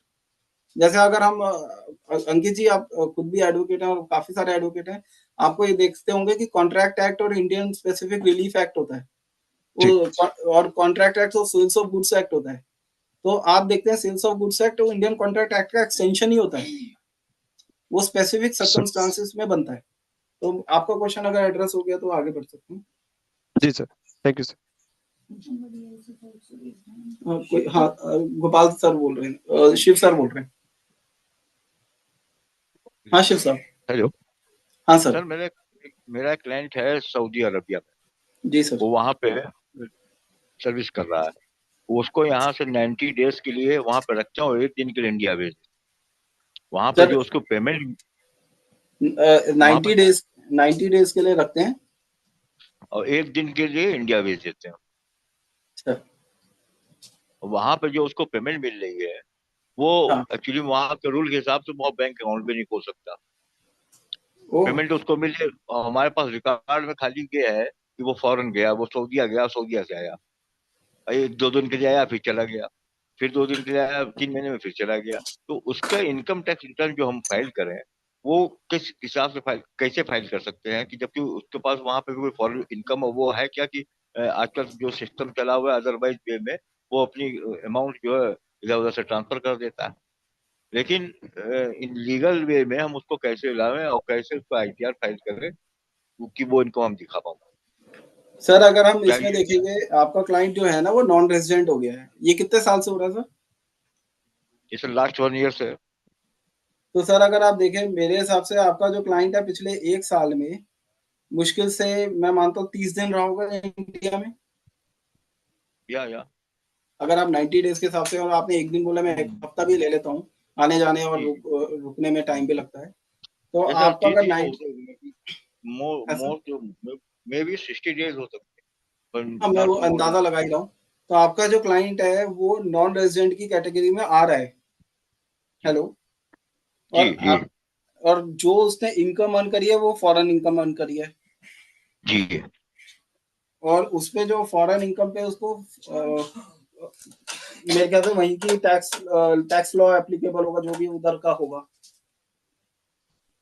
Ji hello, तो मेरे जी अकॉर्डिंग जी बेशक वो आप वहां पे सऊदी में जो टैक्स ऑब्लिगेशंस पूरी करके वो अगर इंडिया में जी कुछ अमाउंट ट्रांसफर कर रहा है तो उसके ऊपर तो टैक्स लगेगा नहीं ब्लैक मनी के अंदर, इनफैक्ट क्योंकि वो इनकम टैक्स एक्ट के अंदर भी लागू नहीं होता, क्योंकि पर्सन जी जिस पे टैक्स लगता है वो रेजिडेंट इन इंडिया होना चाहिए। सर अगर हम देखें टैक्स की जो डेफिनेशन है वो इनकम टैक्स एक्ट से ही फ्लो कर रही है, तो जो अपने सेक्शन 3 से सेक्शन 9 के जो चार्जेस हैं वही लगते हैं आपके ऊपर। तो अगर उसके अंदर देखें तो वो टैक्स रेजिडेंट नहीं है, वो फॉरेन इनकम अर्न कर रहा है, फॉरेन टैक्स ऑब्लिगेशंस वो मीट कर रहा है, बस वो डाइवर्ट करके मतलब वो वहां से इंडिया में इंडियन बैंक अकाउंट में डिपॉजिट करता है। नहीं तो नहीं कर अकॉर्डिंग पा रहा वो, वहां से भी नहीं कर पा रहा वो इंडियन में भी डायरेक्टली। नहीं कर पा रहा। नहीं नहीं, रीजन इसका ये है ना, उसका बैंक अकाउंट वहाँ के लॉ के हिसाब से ओपन नहीं है, और जो सैलरी मिलती है उसको वो वहीं के हिसाब से मिल जाती है कैश। वो क्या करता है कि इधर उधर के हिसाब से भेज के अपने किसी रिलेटिव के अकाउंट में या इधर के अकाउंट में अपने भेज देता है, लेकिन वो डायरेक्टली वो इंडिविजुअली नहीं भेज पा रहा वहाँ। और उसके सर पास खाली वहाँ का सैलरी सर्टिफिकेट है ये कि ये इंडियन हमारे यहाँ सैलरी कर रहे हैं और उनको इतने दिनार को पर मंथ पे किया जा रहा है। Sir according to my opinion अगर आप आईटीआर फाइल करते हैं और ये डिक्लेयर भी करते हैं कि वो फॉरेन इनकम अर्न कर रहा है, नॉन रेजिडेंट है, तो उसका टैक्स नहीं लगेगा। अगर टैक्स नहीं लगेगा तो आप डिक्लेयर भी करेंगे आईटीआर में, तो वो आपके आईटीआर में डिक्लेरेशन भी हो जाएगा और टैक्स भी नहीं लगेगा उसके ऊपर। हाँ, रहा वो बैंक्स कैसे ट्रांसफर होगा, रेमिटेंस कैसे होगा, वो रेमिटेंस के तो रूल्स आपको वहीं से पता करने पड़ेंगे, मतलब बैंक के rules even I am not aware कि ना भाई सऊदी अरेबिया से वो यहाँ पे कैसे ट्रांसफर होगा इंडिया में उसका अमाउंट। पर यस आईटीआर में आप डिक्लेयर कर सकते हो क्योंकि टैक्सेबल आईटीआर में जरूरी नहीं है सिर्फ टैक्सेबल इनकम है, नॉन टैक्सेबल इनकम भी डिक्लेयर कर सकते हैं हम। जी जी वो तो है, हाँ लेकिन सर। हम यहाँ प्रूव नहीं कर पा रहे हैं ना सर कि वहां पे जो है उसको जो इनकम मिल रही है वो कैसे हो रही है। हमारे पास सर उस सिर्फ ऑनली हाँ उसका सैलरी। अगर आप वो एम्प्लॉयर जो है वो अपने एम्प्लॉई जो है वो अपने एम्प्लॉयर से एक सर्टिफिकेट की रिक्वेस्ट कर सकते हैं। अगर वो सर्टिफिकेट नहीं देना चाहता, सर्टिफिकेट की रिक्वेस्ट कर सकता है कि मैं इसको इतना कैश इनकम देता हूँ, प्रोबेबली ये लेबर इनकम ज्यादा लग रही है सर, मतलब जी अगर वो लेबर है, स्मॉल स्मॉल एम्प्लॉय लग रहा है जी जी वो तो कारीगर है। हाँ सर लग ही रहा है, मतलब अंदाजे से ऐसा लग रहा है कि लेबर है इंडिया के क्योंकि हिसाब से लगभग 1.5 लाख रुपए पर मंथ की उसकी वहां पे सैलरी है। Yes sir. तो सर मेरे अकॉर्डिंग तो ये है कि ना भाई अगर वो जो जितना भी वो अर्न कर रहा है वो सर्टिफिकेट ले ले, और उस सर्टिफिकेट से वो प्रूफ हो जाएगा कि ना भाई वो उसने जो इनकम अर्न की है वो सऊदी अरेबिया से की है। जी इंडिया में वो आईटीआर फाइल कर सकता है और इंडियन आईटीआर में वो डिस्क्लोज कर सकता है, और ताकि जब भी किसी भी तरीके से वो बैंक अकाउंट में डिपॉजिट करेगा अपने इंडिया में तो उसके ऊपर कोई भी लाइबिलिटी नहीं आएगी क्योंकि वो दिखा सर चुका है ये कि सर ये क्वेरी नहीं आएगी कि आप भाई वहां से दिनार लाए तो यहाँ कहाँ कन्वर्ट किया, कहाँ पे कैसे आपने पेमेंट किया, कैसे लाए, अभी वो कैसे कर रहा है कैसे सर। आपके अकाउंट। वो तो सर आजकल जो सिस्टम चल रहा है उसी सिस्टम से चल रहा है। और आजकल वहां पे दे दीजिए, यहाँ पे जिसको बताइए उसके बैंक में चला जाएगा, ये चल रहा है। वहां पे कन्वर्ट दिनार दे दीजिए। जी सर इसमें जो हवाले से हवाले से बैंकिंग लॉस में जो एक्सपर्ट होंगे वो आपको एडवाइस कर सकेंगे कि ना भाई वो कैसे कन्वर्ट करे और कैसे इंडिया में उसको ट्रांसफर करे। As far as income tax is concern मैं आपको ये ओपिनियन दे सकता हूँ कि उसके ऊपर कोई लाइबिलिटी नहीं आएगी। पर हाँ फॉरेन इनकम जो वो कैसे कन्वर्ट करे इंडियन इनकम में, तो वो जो इसमें बैंकिंग लॉस में एक्सपर्ट है वो बता पाएंगे। एक्चुअली वहाँ उसका उसका जो है वो वहां पे जैसे अपने आधार कार्ड बनता है वैसे ही वहां पे कोई कार्ड बनता है। वो कार्ड जी सर। बनेगा तभी बैंक अकाउंट खुलेगा, वो कार्ड वहां बन नहीं पा रहा उसका। ये हाँ वो प्रॉब्लम है उसके सामने। मैं समझ गया कि वो फॉरेन बैंक से इंडियन बैंक के बीच में तभी कर पाएगा जब फॉरेन बैंक अकाउंट उसका खुलेगा, ये जी नॉर्मल है। जी और एक बार फॉरेन बैंक अकाउंट खुल गया तो मुझे नहीं लगता कोई प्रॉब्लम होगी क्योंकि जी जी both the countries are politically recognise each other, और यहाँ या दोनों के बीच में बहुत अच्छा ट्रांसफर भी है। उसके साथ हम्म प्रॉब्लम ये आ रही है कि वो फॉरेन बैंक अकाउंट नहीं खोल पा रहा, और वो जी फॉरेन जी बैंक अकाउंट कैसे खोलेगा, तो अभी मैंने कहा कि सर वो बैंकिंग लॉज ही बता पाएंगे। बट आई फील कि ना भाई वो जैसे अभी रिलेटिव को ट्रांसफर करके काम कर रहा है, वो जैसे भी कर रहा है पर वो राउटिंग का काम ना करे तो बेटर है वो जल्दी से जल्दी फॉरेन अकाउंट खुलवा ले। और इस खुल पे ही नहीं रहा सर, प्रॉब्लम उसके इसमें सामने यू खुल ही नहीं रहा, अकाउंट ही नहीं खुल सर वहां वो पे, उसका अकाउंट इंडियन नहीं। एम्बेसी से भी हेल्प ले सकता है इसमें तो क्योंकि सिंस इज इंडियन नेशनल, और इंडियन एम्बेसी भी उसका बैंक अकाउंट खुलवाने में हेल्प कर सकती है अगर वो वैलिड वीजा से वहां पे रह रहे हैं तो। वीजा वैलिड है सर, पासपोर्ट उसका वो उसमें स्टैंप लग के जाती है। और एक्चुअली में है क्या कि वहां पे जो है वहां के लॉस के हिसाब से वो जो है जब तक वो उनका वो कार्ड वहां नहीं मिलेगा जब तक उनका बैंक अकाउंट खुल ही नहीं सकता। हाँ, इसलिए जैसे हमारे वो यहाँ आधार कार्ड है वैसे उसका आइडेंटिटी कार्ड हाँ कोई भी नहीं, तो हाँ कोई नहीं है, वो जल्द से बनवा ले। वो सिर्फ सैलरी सर्टिफिकेट है उसके पास और कुछ नहीं है। सैलरी सर्टिफिकेट है, बना के लिख के दे दिया उन्होंने, बाकी वो इसी चूंकि वहां के क्लास के हिसाब से ये भी है होगा कि सब 90 डेज, अगर आप 98 डेज के बाद अगर आप यहाँ वर्क करते हैं तो आपका कार्ड बन सकता है। इसीलिए वहाँ वो जो जहाँ एम्प्लाई है, इसका एम्प्लाई है, वो हर 90 डेज कंप्लीट नहीं होने देता, उसके पहले उसको इंडिया भेज देता है। इंडिया से वो फिर हफ्ते भर में फिर वापस चला जाता है। सर सऊदी में काफी एम्प्लॉयज लेबर ऐसी प्रॉब्लम फेस कर रहे हैं जहाँ पे एक्सप्लॉइट जी जी। कर अब वो रहे हैं, उसको परमानेंटली यहाँ होने दे रेगुलर, रहे हैं, उसको उसकी एग्जिस्टेंस का। यहाँ पे हम लोग उसका मैं रेगुलर ITR भर रहे थे। अब क्योंकि लास्ट ईयर से रेगुलर उसकी आईटीआर इनकम भरते रहिए, डिस्क्लोज भी करते रहिए ताकि कम से कम वो जब इंडियन टैक्स जुरिसडिक्शन के अंदर एंटर करे ताकि इंडियन टैक्स अथॉरिटीज उसको प्रॉब्लम ना करे। हाँ, as far as his own welfare और सोशल वेलफेयर स्कीम्स जैसे ये बैंकिंग फैसिलिटीज और ये कैसे उसको करना है, ये this could be better advice by the people professional living in Saudi Arabia, क्योंकि सऊदी रूल्स और रेगुलेशंस का मुझे आइडिया कम है। मैं इंडियन टैक्स लॉस के बारे में बता सकता हूँ थोड़ा, पर ये तो सऊदी का रूल्स जो है वो सऊदी के प्रोफेशनल ही बता पाएंगे, those who regularly dealing in banking side. Yes sir. Black money से कवर नहीं होता है। ब्लैक मनी से कवर इसलिए नहीं होता क्योंकि अनडिस्क्लोज फॉरेन इनकम की कैटेगरी में या वो फॉरेन वो खुद नॉन रेजिडेंट हो चुका है। अगर वो इंडियन रेजिडेंट रहेगा, एनआरआई हो गया है, एनआरआई की कैटेगरी में फॉल करता है एज पर सेक्शन 6, और सिंस वो एनआरआई की कैटेगरी में फॉल करता है तो वो उसकी जो और फॉरेन इनकम है तो उसको टैक्स ऑब्लिगेशन सऊदी अरेबिया में लगेगी। इंडिया में वो ट्रांसफर कर सकता है and you can duly disclose in your ITR. ITR में डिस्क्लोज करके रखिए, जैसे मैंने बताया even the non taxable income can be disclose in the income tax return. जी sir. Okay sir, thank you. Any other question sir? आगे चले sir, आगे चल सकते हैं।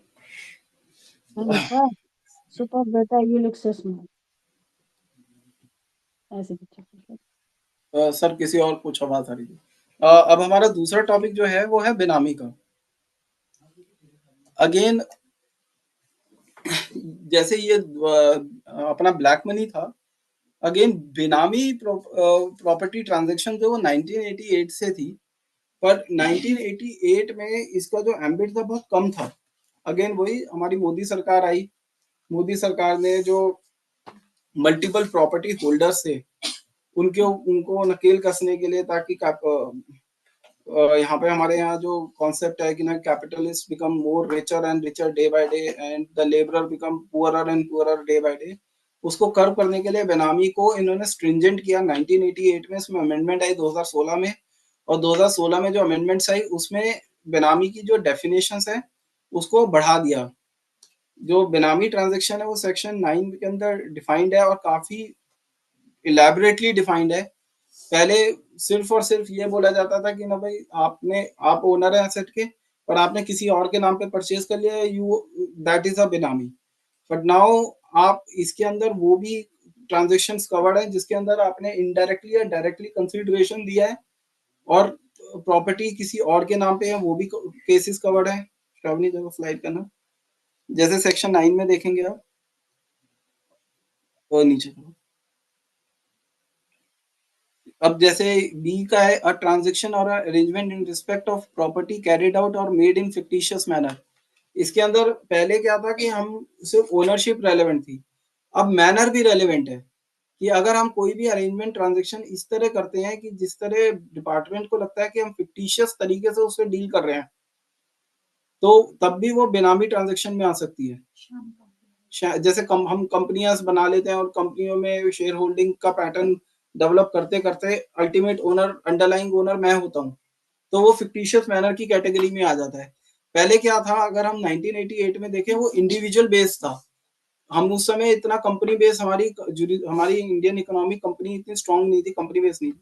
2016 में जो मेजर शिफ्ट आया वो आया कि ना भाई इंडियन इस एक्ट के अंदर कंपनीज की वेरियस ट्रांजैक्शंस को कवर करते रिलेटेड इंस्टेंसेस लिखे गए। और सी जैसे यार, ट्रांजैक्शन और arrangement in respect of a property where the property owner of the property is not aware और denies knowledge of such ownership. जैसे आपको मैं बताऊं, ये बहुत होता है कि ना भाई जैसी इनकम टैक्स की रेड पड़ी या फिर कोई ईडी की रेड पड़ी, तो एकदम से ओनर कहता है ये मेरी प्रॉपर्टी है ही नहीं, पर एक्चुअल में उसका ओनर होता है, तब भी उसके अंदर वो बेनामी प्रॉपर्टी डिक्लेयर कर देंगे। Even the person who denies knowledge of the property. पहले वाले एक्ट के अंदर जो पहला हमारी सेक्शन था वो ये था कि आपको प्रूव करना पड़ता था कि ना भाई आप ओनर है और वो बेनामीदार है।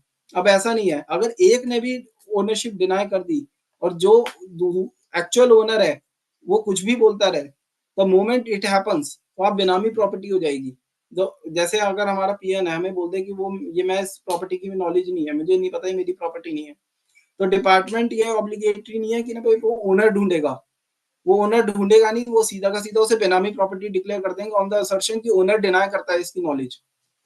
फिर है कि डी है, अ ट्रांजैक्शन और arrangement in respect of a property where the person providing the consideration is not traceable और इज फिक्टिशियस।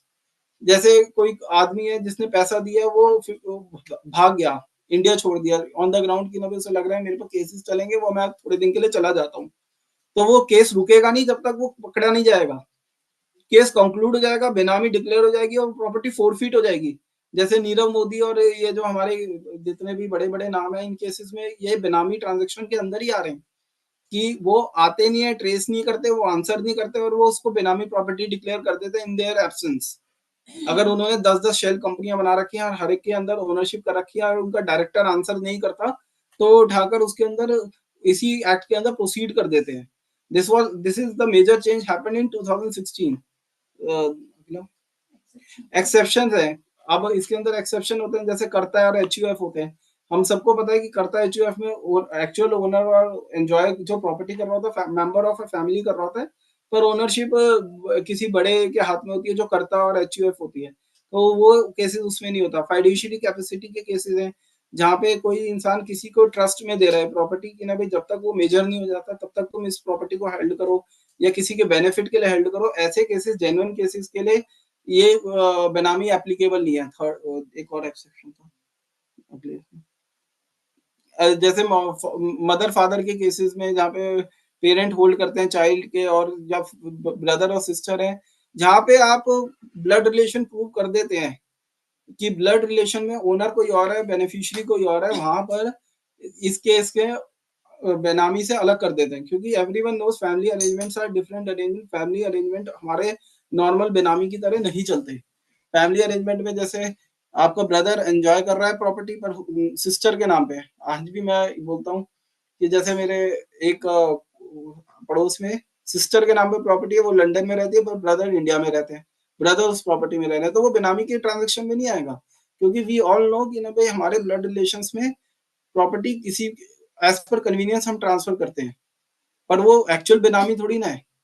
अच्छा, आगे बढ़ते हैं।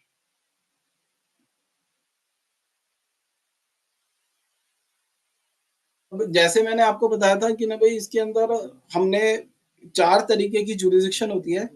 बाय द वे, बेनामी जो है वो भी इनकम टैक्स डिपार्टमेंट का एक अलग विभाग है, पर वो हमारे नॉर्मल ब्लैक मनी की तरह नहीं आता। जैसे मैंने कहा था, black money is an extension of the income tax act, पर ब्लैक मनी बेनामी is not an extension of an income tax act.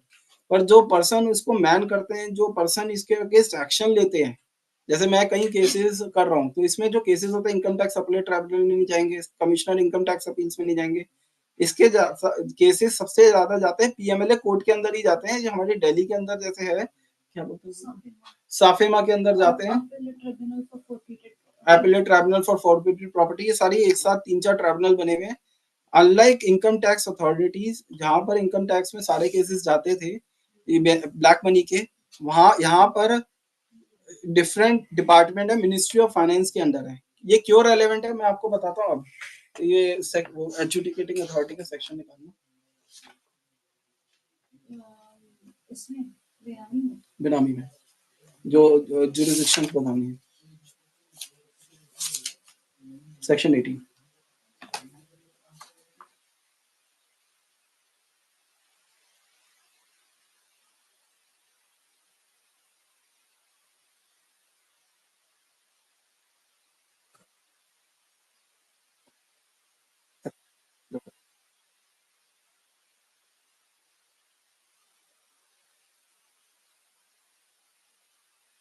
हाँ, अब जैसे हम देखेंगे सेक्शन 18 के अंदर अथॉरिटीज डिफाइंड है। इस थोड़ा बड़ा कर दो, सबको नजर आ जाए दूर से। इसमें एक इनिशिएटिंग ऑफिसर है, अप्रूविंग अथॉरिटी है, एडमिनिस्ट्रेटर है, एडजुडिकेटिंग अथॉरिटी है। इसके अंदर जो मेन अथॉरिटीज होती हैं वो ए, बी और डी है। Why A, B and D is relevant? कल को आपके ऊपर बेनामी के आपके क्लाइंट के ऊपर नोटिस आता है तो ज्यादातर आपके ऊपर एक्शन जो होगा वो ए इनिशिएट करेगा, बी अप्रूव करेगा उस एक्शन को, और जो डी है वो फाइनल एडजुडिकेटर होगा। अब इसमें क्या होता है कि ना भाई जैसे कोई भी प्रॉपर्टी बेनामी डिपार्टमेंट को सस्पिशन हुआ कि ना भाई ये प्रॉपर्टी बेनामी हो सकती है तो आपको नोटिस इशू करेगी सेक्शन 24 के अंदर। नोटिस सेक्शन 24 को नहीं, वो एक्ट के अंदर ही खोल दो, अच्छा रहेगा। Everyone is educated. तो इसके अंदर देखेंगे तो सेक्शन 24 है, नोटिस और attachment of property involve in बेनामी ट्रांजैक्शन। इसके अंदर जो इनिशिएटिंग ऑफिसर होता है वो ही इनिशिएट करता है। एंड मैं आपको ये बात क्लैरिटी दे देता हूँ, जो इनिशिएटिंग ऑफिसर होता है वो इनकम टैक्स डिपार्टमेंट में से ही होता है। जैसे डेप्यूटी कमिश्नर इनकम टैक्स होंगे, ऐसे इस लेवल के ऑफिसर्स होते हैं, पर और उनको इन्फॉर्मेशन भी इनकम टैक्स डिपार्टमेंट से आती है। जैसे मैं अभी केस कर रहा हूँ जिसके अंदर मेरे क्लाइंट के अगेंस्ट असेसमेंट ऑर्डर पास हुआ सेक्शन 68 इनकम टैक्स एक्ट के अंदर। उसने लोन लिया था 7 करोड़ का किसी से, और डिपार्टमेंट को डाउट हुआ कि ना भाई जो लोन देने वाली कंपनी है वो फिक्टिशियस है, उसकी कोई क्रेडिट वर्दीनेस नहीं है, और उसने लोन लिया, वो जो अमाउंट है 7 करोड़ का उसने किसी और से लोन लिया था। तो इस तरह उनको लगा कि ना भाई the person who is actually owning the property, who is owning the amount is not the actual owner of the property. और इसके अंदर आपको बता दूं, property does not mean the physical property. हमारा मनी, कैश, ये सारा कवर हो रहा है सेक्शन। तो ये भी एक मेजर डिफरेंस है कि पहले हमारी सिर्फ फिजिकल प्रॉपर्टी के बारे में बोलते थे हम, जो which is attach to the roots, जो हमारी जड़ से जुड़ी हुई होती थी, घर हो गया, मकान हो गया, इसके लिए। अब हमारे कैश और ये सारी चीजें भी जुड़ी हुई हैं। तो जैसे उसको डाउट हुआ कि सेक्शन 68 में, तो उसने बेनामी का नोटिस दे दिया। सर अगर हम देखेंगे पहले ऐसे केसेस के अंदर हमें बेनामी के नोटिस नहीं आते थे। 2016 में के बाद से हमें बेनामी के नोटिस भी आने लगे हैं। द मोमेंट ऑफ सेक्शन 68 के अंदर एडिशन करते हैं वो हमें उठाकर, मैं अगर सेक्शन 68 हम सबको अगर क्लियर है इनकम टैक्स का, वो बताने की जरूरत है। हर्षी शर्मा साहब। जी सर, जी सर। सेक्शन 68 का रेफरेंस रिपीटेडली यूज हो रहा है, वो बताऊं क्या सबको? नहीं सर, एक ही बार हो गया, बहुत है जी, बार बार। सेक्शन 68 वही है कि जब हमारे अकाउंट में पैसे आते हैं और हम उसको एक्सप्लेन नहीं कर पाते, और वो डिपार्टमेंट हमें फिर कहता है कि ये आपकी इनकम है। जी सर, वही है, अनडिस्क्लोज इनकम में ऐड होती है। बिल्कुल सर, बिल्कुल सर। तो अब आप वो ये उसी से बहुत ज्यादा जुड़ा हुआ एक्ट है। तो अगर सेक्शन 68 में हमारे पास पैसा आया और सेक्शन 68 इनकम टैक्स में हमारे पास पैसा है, उसने एडिशन सेक्शन 68 में कर दी, वो अलग है। वो बेनामी में भी इस सेक्शन 68 में फोरफीट कर लेगा पूरा का पूरा अमाउंट। एक तो टैक्स लगा मेरे पर, वो अलग है कि ना भाई मेरे पास 10 करोड़ का अमाउंट आया, मैं एक्सप्लेन नहीं कर पाया, उसने 30% कर दिया, पेनल्टी लगा दी, ये लगा दिया, वो लगा दिया। एक है कि वो पूरा का पूरा 10 करोड़ का अमाउंट भी फोरफीट कर लेगा अंडर दिस बेनामी एक्ट, सेइंग कि ना भाई आपके ऊपर ये जो 10 करोड़ है, आप तो ये बेनामीदार हो, एक्चुअल में तो कोई और ओनर है, क्योंकि आप तो सोर्स ऑफ सोर्स प्रूव ही नहीं कर पा रहे इस अमाउंट का। आप इसकी आइडेंटिटी प्रूव नहीं कर पा रहे, क्रेडिट वर्दीनेस नहीं प्रूव कर पा रहे, जेन्युइननेस ऑफ द ट्रांजैक्शन नहीं प्रूव कर पा रहे। ये सेक्शन 24 है। इनिशिएटिंग ऑफिसर प्रोविजनल अटैचमेंट करता है, नोटिस देता है, सारे एक्शन इस सेक्शन 24 में लिए जाते हैं। अल्टीमेटली सेक्शन 24 सेक्शन 5 देना, इस सबसेक्शन 5 के अंदर where the initiating officer passes an order continuing the provisional attachment of the property under subsection clause 1 clause A of subsection 4 or passes an order provisionally attaching the property under subclause 1 or clause B of the subsection, he shall within 15 days from the date of attachment drop a statement of case and refer it to adjudicating authority. ये subsection 5 इसलिए relevant है, इसके अंदर एक तो time limit specified है और इसके अंदर इनकम टैक्स एक्ट की तरह टाइम लिमिट बहुत अच्छे से फॉलो होती है। जैसे हमारे अंदर इनकम टैक्स के अंदर टाइम बार्ड प्रोसीडिंग का कॉन्सेप्ट है, बेनामी में भी टाइम बार्ड प्रोसीडिंग्स का कॉन्सेप्ट है। तो अगर जैसी उसके पास इंफॉर्मेशन आती है तो वो उसे with in 15 days attach double adjudicating authority को केस भेजना ही भेजना पड़ेगा। अगर वो नहीं करता तो ये केस सारा फिनिश हो जाते हैं। अब इसके अंदर एडजुडिकेटिंग अथॉरिटी मेन अथॉरिटी है जो सेक्शन 26 के अंदर लिखा है और ये है। अब एक्चुअल में जैसे हमारा असेसिंग ऑफिसर होता है ना, तो ऐसे ही एडजुडिकेटिंग अथॉरिटी होता है जो फर्स्ट टाइम हमारे अगेंस्ट ऑर्डर पास करता है final assessment order. Income tax officer जो हमारे पास करते हैं या additional depending upon the case jurisdiction. तो ये एडजुडिकेटिंग अथॉरिटी हमें जैसे उसको केस मिला सबसेक्शन 5 और सेक्शन 24 तो वो हमें नोटिस करेगा और बेनामीदार को करेगा, बेनिफिशियल ओनर को करेगा, बैंकिंग कंपनी इंटरेस्टेड पार्टी सबको कर सकता है। जैसे बैंक से आया तो वो पूछेगा, ट्रांजेक्शन करेगा एंड उसके बाद उसको नोटिस करना है विद इन 30 डेज जैसे ही उसको रेफरेंस इशू होता है और एडजुडिकेटिंग अथॉरिटी सबको नोटिस करेगा ऑर्डर का वो निकालना और फिर एडजुडिकेटिंग अथॉरिटी सबसे रिप्लाई लेने के बाद सबसे सारी इंक्वायरी करने के बाद ऑर्डर पास करेगा। एक नीचे दिखाना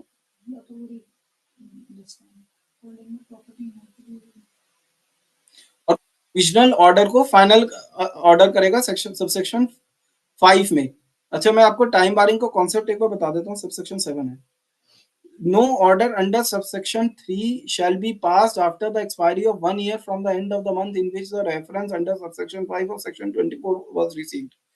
मैं इसलिए बोल रहा हूँ क्योंकि हमारे इनकम टैक्स में फॉर्चुनेटली हमारी हाई कोर्ट, सुप्रीम कोर्ट या इनकम टैक्स अपीलेट ट्राइब्यूनल, इनफैन कमिश्नर इनकम टैक्स अपील्स भी टाइम बारिंग कॉन्सेप्ट को बिल्कुल डाई हार्ड फॉलो करती है इंडिया में। तो बेनामी में अगर आपके क्लाइंट के पास 2-2, 3-3 साल के बाद नोटिस आ रहे हैं और इंफॉर्मेशन पहले आ गई थी तो हमें ये ध्यान देने की जरूरत है कि ये भी टाइम बारिंग प्रोसीडिंग्स होती हैं। ये ईडी की तरह नहीं है कि 10-10 साल 5-5 साल तक चलती रहेंगी। द मोमेंट उसके पास इंफॉर्मेशन आती है सबसेक्शन 224 सेक्शन 24 सबसेक्शन 5 में तो उसको 1 साल के अंदर अंदर उसका ऑर्डर पास करना है। और इसमें तो फाइनेंशियल ईयर का भी कॉन्सेप्ट नहीं है, इसके अंदर है कि from the end of the month in which the reference was received. तो सेक्शन 24 भी टाइम बारिंग है, सेक्शन 26 भी टाइम बारिंग है। तो अगर आपके क्लाइंट के ऊपर सेक्शन 68 इनकम टैक्स ऑर्डर के बाद कोई इंफॉर्मेशन ट्रांसफर होती है तो ध्यान दीजिएगा कि ना भाई वो टाइम बारिंग का कॉन्सेप्ट लागू हो रहा है या नहीं हो रहा आपके केस के ऊपर। It is very important inquiry. अब इसके अंदर बेनामी अगर प्रॉपर्टी डिक्लेयर हो जाती है तो डिपार्टमेंट वो सारी प्रॉपर्टी एडजुडिकेटिंग अथॉरिटी ने जब फाइनल कर दी है और अगर आपने अपील फाइल कर रखी है तो अपील ट्राइब्यूनल में इसकी अपील जाती है। एडजुडिकेटिंग अथॉरिटी के अगेंस्ट जो होता है ये appellate tribunal for forfeited property है, ये हमारे खान दिल्ली में तो खान मार्केट है तो वहां पर इसकी सारी जुरिसडिक्शन है। और ये जो प्रॉपर्टी है ये जो ऑर्डर होते हैं इसको चैलेंज किया जाता है अपीलेट ट्राइब्यूनल में। ये खान मार्केट है, हमारे ऑफिस से 1 किलोमीटर दूरी है। तो हम जितने भी ऑर्डर्स होते हैं यहाँ पे एडजुडिकेटिंग अथॉरिटी के अपील में यहाँ पे लेकर जाते हैं और अगर अपीलेट कोर्ट इसको फाइनल करती है तभी जाकर वो कन्फिस्केट और होगी। तो हमारे पास एक सेफ ऑप्शन ये रहता है कि we can challenge this order in appeal. हम इस अपील में चैलेंज कर सकते हैं। सेक्शन 27 में उसके पास पावर है कि ना भाई। और ये जो प्रॉपर्टी फोरफिट होती है इसकी मैनेजमेंट एडमिनिस्ट्रेटिव अथॉरिटी के पास चली जाती है। तो अगेन मैं वापस वो जो जुरिसडिक्शन पे आना, सेक्शन 18 पे आना। तो सर जो मैंने आप लोगों को बताया सेक्शन 18 के अंदर authorities and jurisdiction, initiating officer notice मिलते ही इनिशिएट करता है एक्शन अगेंस्ट द बेनामीदार, फिर उसको अप्रूविंग अथॉरिटी के साथ अप्रूव लेकर वो प्रोविजनल ऑर्डर पास करते हैं और दोनों अगर ए और बी रजामंदी हो तो एडजुडिकेटिंग अथॉरिटी डी के पास केस ट्रांसफर होता है और within that 1 month from the within the 1 month end of the month in which reference was received from a, उसके 1 साल के अंदर अंदर एडजुडिकेटिंग अथॉरिटी को सेक्शन 18 क्लॉज डी के अंदर ऑर्डर पास करना होता है। और मतलब मेरे राय में हमारे लिए ये बहुत इंपॉर्टेंट डिफेंस है। अगर बाई चांस उनसे कोई डिफेक्ट हो जाए, उन्होंने वो प्रोसीडिंग को टाइमली इनिशिएट नहीं किया या टाइमली कंक्लूड नहीं किया, तो we can get out of, हमारा क्लाइंट उससे बच सकता है।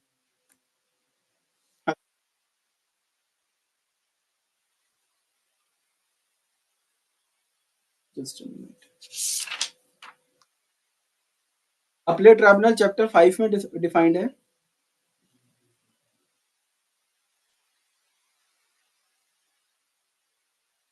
तो अपीलेट ट्राइब्यूनल जैसे मैंने बताया था चैप्टर 5 में, ये यहाँ पर हमारे खान मार्केट में दिल्ली में इसका अपीलेट ट्राइब्यूनल है जो सारे के सारे केसेस सुनता है और सारे के सारे एडजुडिकेटिंग अथॉरिटी के अगेंस्ट जो ऑर्डर्स हैं उसकी जुरिस्डिक्शन होती है, जिसमें हम डिफेंस ले सकते हैं कि ये बेनामी प्रॉपर्टी नहीं थी और ये सेक्शन के अंदर नहीं आता। छोटा एक्ट है ये, बेनामी कोई ब्लैक मनी और इनकम टैक्स एक्ट की तरह मोटा एक्ट नहीं है, पर मैं मानता हूं कि ना भाई इसकी सारी की सारी एविडेंसेस जो होते हैं वो इनकम टैक्स से ही आते हैं, इनकम टैक्स से ही इसके पास इंफॉर्मेशन आती है, पर इसका कॉन्टोर अलग है। It is not an extension of income tax act like black money. ये ब्लैक मनी से हटकर है बेनामी, और इसमें जुरिडिक्शन जो ऑफिसर ऑर्डर पास करते हैं वो आते बेशक इनकम टैक्स डिपार्टमेंट से है, पर उनकी सारी की सारी जो प्रोसीडिंग होती है, उनके पास चैलेंज होता है, डिफेंसेस होते हैं या फिर अपीलेट ट्राइब्यूनल होती है, वो डिफरेंट है। ये मिनिस्ट्री ऑफ फाइनेंस का डिफरेंट पार्ट है।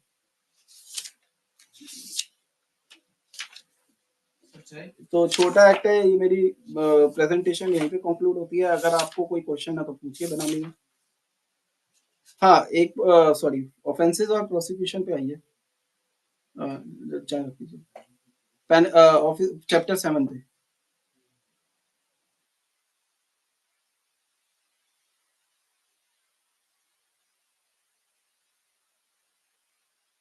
तो इसके अंदर जो पेनल्टी है आपको बेनामी ट्रांजैक्शन में एंटर करने की, वो एक तो ये है कि जो मैंने आपको बताया कि आपकी प्रॉपर्टी फोरफिट हो जाएगी, पर इसके अंदर आपको जेल होने का भी खतरा होता है कि जिसके अंदर आपको 1 साल से लेकर 7 साल की सजा हो सकती है। सेक्शन 53 के अंदर, श्रावणी हाईलाइट कर देना, सब सेक्शन 2 के अंदर।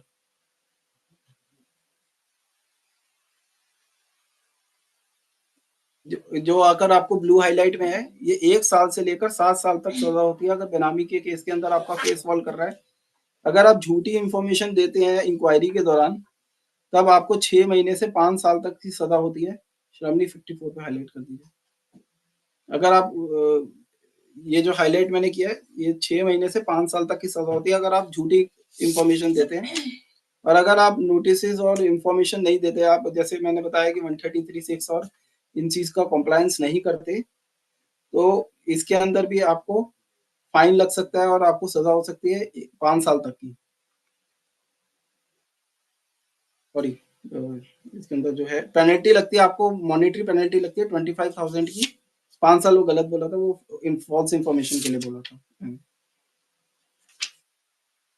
अच्छा, एक चीज इसमें सेफगार्ड है कि जब तक प्रीवियस सैंक्शन नहीं हो सकता तब तक आपके ऊपर कोई भी प्रोसिक्यूशन इनिशिएट नहीं होता। वो सेक्शन 55 है कि इंडिपेंडेंटली कोई भी ऑफिसर आपके ऊपर जब तक इनिशिएट नहीं कर सकता एक्शन, जब तक वो अपने कॉम्पिटेंट ऑफिसर से सैंक्शन नहीं लेता।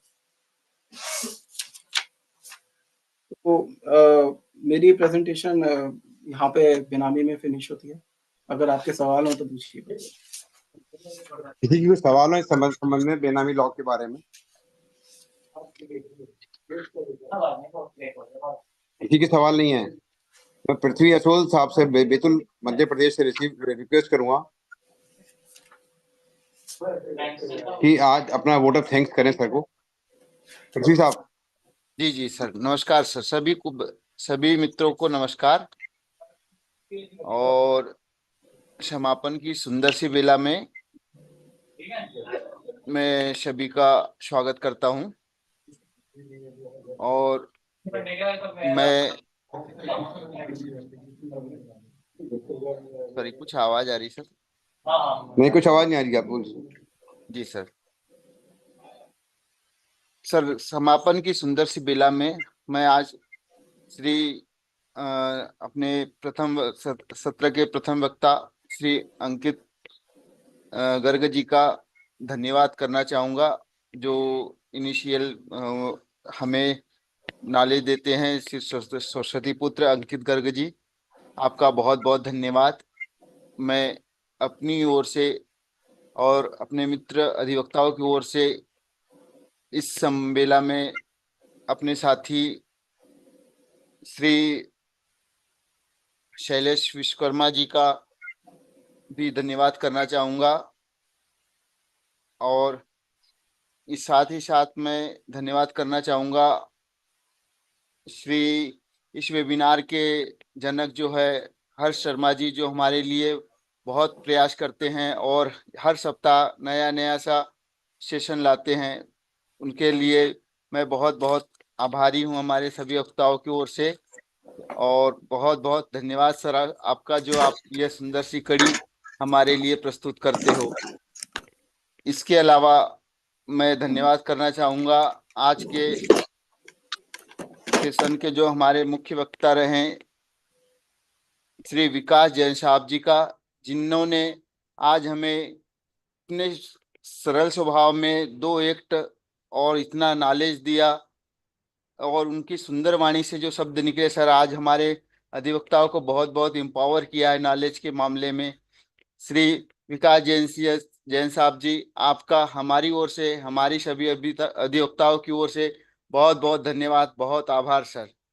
मैं आपके लिए माँ सरस्वती से प्रार्थना करूंगा कि वो आप पर कृपा बनाए रखें। धन्यवाद सर। समापन की इस सुंदर सी बेला में मैं अपने सभी मित्रगण जो इसमें सेशन में जुड़े हैं, सभी अधिवक्ताओं का भी धन्यवाद करना चाहूँगा, और जो मातृशक्ति इस सेशन में जुड़ी है, कृपया उन सभी का भी बहुत बहुत आभार, बहुत बहुत धन्यवाद। समापन के इस सत्र में और कोई मित्र बंधु जो रह गए हैं सर, जिनका मैं नाम नहीं ले पाया हूं, उनकी मेरी ओर से तथा मेरे मित्रगण अधिवक्ताओं की ओर से उनका भी बहुत बहुत आभार। धन्यवाद सर, सभी को बहुत बहुत धन्यवाद। राष्ट्रगान के लिए सभी से रिक्वेस्ट है सर, सब राष्ट्रगान के लिए खड़े हो जाएं। कृपया सबने माइक म्यूट रखिएगा प्लीज, केवल राष्ट्रगान पृथ्वी जी करेंगे। राष्ट्रगान। जन गण मन अधिनायक जय हे भारत भाग्य विधाता, पंजाब सिंध गुजरात मराठा द्राविण उत्कल बंगा, विंध्य हिमाचल गंगा यमुना उच्छल जलधि तरंगा, तब शुभ नामे जागे, तब शुभ आशीष मांगे, गाई तब जय गाथा, जन गण मंगलदायक जय हे भारत भाग्य विधाता, जय हे जय हे जय हे जय जय जय जय हे। सभी का बहुत बहुत आभार, धन्यवाद। भारत माता की जय। भारत माता की जय। पृथ्वी सर, आपने बहुत अच्छा कोशिश किया और धीरे धीरे सुधार हो जाएगा आपके बोलने में। सॉरी सर, आज मैं थोड़ा सा अवेयर नहीं था, मेरे को लगा सर आप दूसरे कोई वक्ता को दिया होगा सर ने इसलिए थोड़ा तैयार नहीं था सर मैं। कोई बात नहीं, कोई बहुत अच्छा प्रयास करिए, अच्छा आएगा। जी जी, धन्यवाद सर आपका। टॉपिक रहा sir, thank you very much sir. Madam की रिक्वेस्ट आई है, शैलजा मैडम की, उन्हें पीपीटी करने सर, पीपीटी हमें दिलवा दीजिएगा जरा सर। मेरे आप नंबर पे शेयर कर दीजिएगा व्हाट्सएप पे, या मैं ईमेल आईडी है सर मेरी लिखी हुई है टेक्स्ट मैसेज में, या मेरी मेल आईडी भेजिएगा, मैं सबको डिस्ट्रीब्यूट कर दूंगा। Thank you very much, thank you. सबके पे आ जाए सर। आपको एक नया टॉपिक और तैयार कर लीजिए, इनकम टैक्स में पढ़ा दीजिए, इनकम टैक्स से बिल्कुल नहीं पढ़ रहे हैं सर। ये बहुत मेहरबानी होगी सर, बहुत अच्छा पढ़ाते हैं सर। हाँ सर, इतना बढ़िया पढ़ाया आपने, तो बांध के हर चीज को इतने धीरे धीरे समझाया आपने, क्योंकि बच्चों की थे। खैर बच्चे तो हैं सर आपके सामने, हम लोग सिर्फ स्टूडेंट बैठे हैं आपके। आपको सर माइक्रोफोन बंद है सर आपका। सर अरे स्टूडेंट ऑफ लॉ है सर। स्टूडेंट ऑफ लॉ समझे जाएंगे तो जो गलतियां हैं वो माफी मिल जाएंगी। सर आप तो गुरु हैं हमारे साथ, पढ़ा रहे हैं। गुरु कोई नहीं है इस फील्ड में सर, सारे एडवोकेट्स हैं, जो हम आपसे सीखते हैं वो हम पढ़ते हैं और फिर उसकी व्याख्या करते हैं। वो जय गोविंद सिंह, गोविंद जय गोविंद जी। जी सर जी। टॉपिक आज का, जी ठीक है सर। टॉपिक बढ़िया लगा, नहीं लगा आज का? जी जी जी बहुत बढ़िया सर। इनकम टैक्स का बहुत इंपॉर्टेंट टॉपिक है आज की डेट में। जी जी सर, पीपीटी मिल जाए सर, हाँ ताकि पढ़ा जाए सर, उसको। वो मैं सर्कुलेट कर देता हूँ। जी sir. Thank you sir, thank you very much. Durgesh ji, कुछ आपका सवाल तो नहीं कुछ अब इसमें? दुर्गेश त्रिपाठी जी? नहीं सर, नहीं सर, इस बच्चे विषय हो पे आप? नहीं है। हाँ, मेरे को कोई टॉपिक हो, आपका समाज हो। नहीं सर, डायरेक्ट मैसेज कर दूंगा आपको। ठीक ठीक। विलास खड़से साहब, नागपुर। सर आप देखें, पूरे इंडिया से लोग बैठे हुए हैं। सर मैं यही नोटिस कर रहा हूँ कि ना भाई अभी पीछे बैतूल से जो हमारे पृथ्वी सोले साहब हैं, मैं अभी बैतूल में जैन हूँ, तो मैं जी सर। बैतूल में अभी आया था पीछे मध्य प्रदेश में। जी जी तो जी मैं मई जून की छुट्टियों में जी सर। ये बैतूल में हमारे जैनियों का एक बड़ा रिलीजियस स्टेशन है। हाँ, वो सोनागिर क्या नहीं सर, वो यहाँ हमारा बैतूल से लगा हुआ है सर, बहुत हाँ अच्छा। हाँ, बहुत hill station, Muktagiri sir, Muktagiri Muktagiri है हाँ हिल स्टेशन। बहुत सुंदर जगह है सर।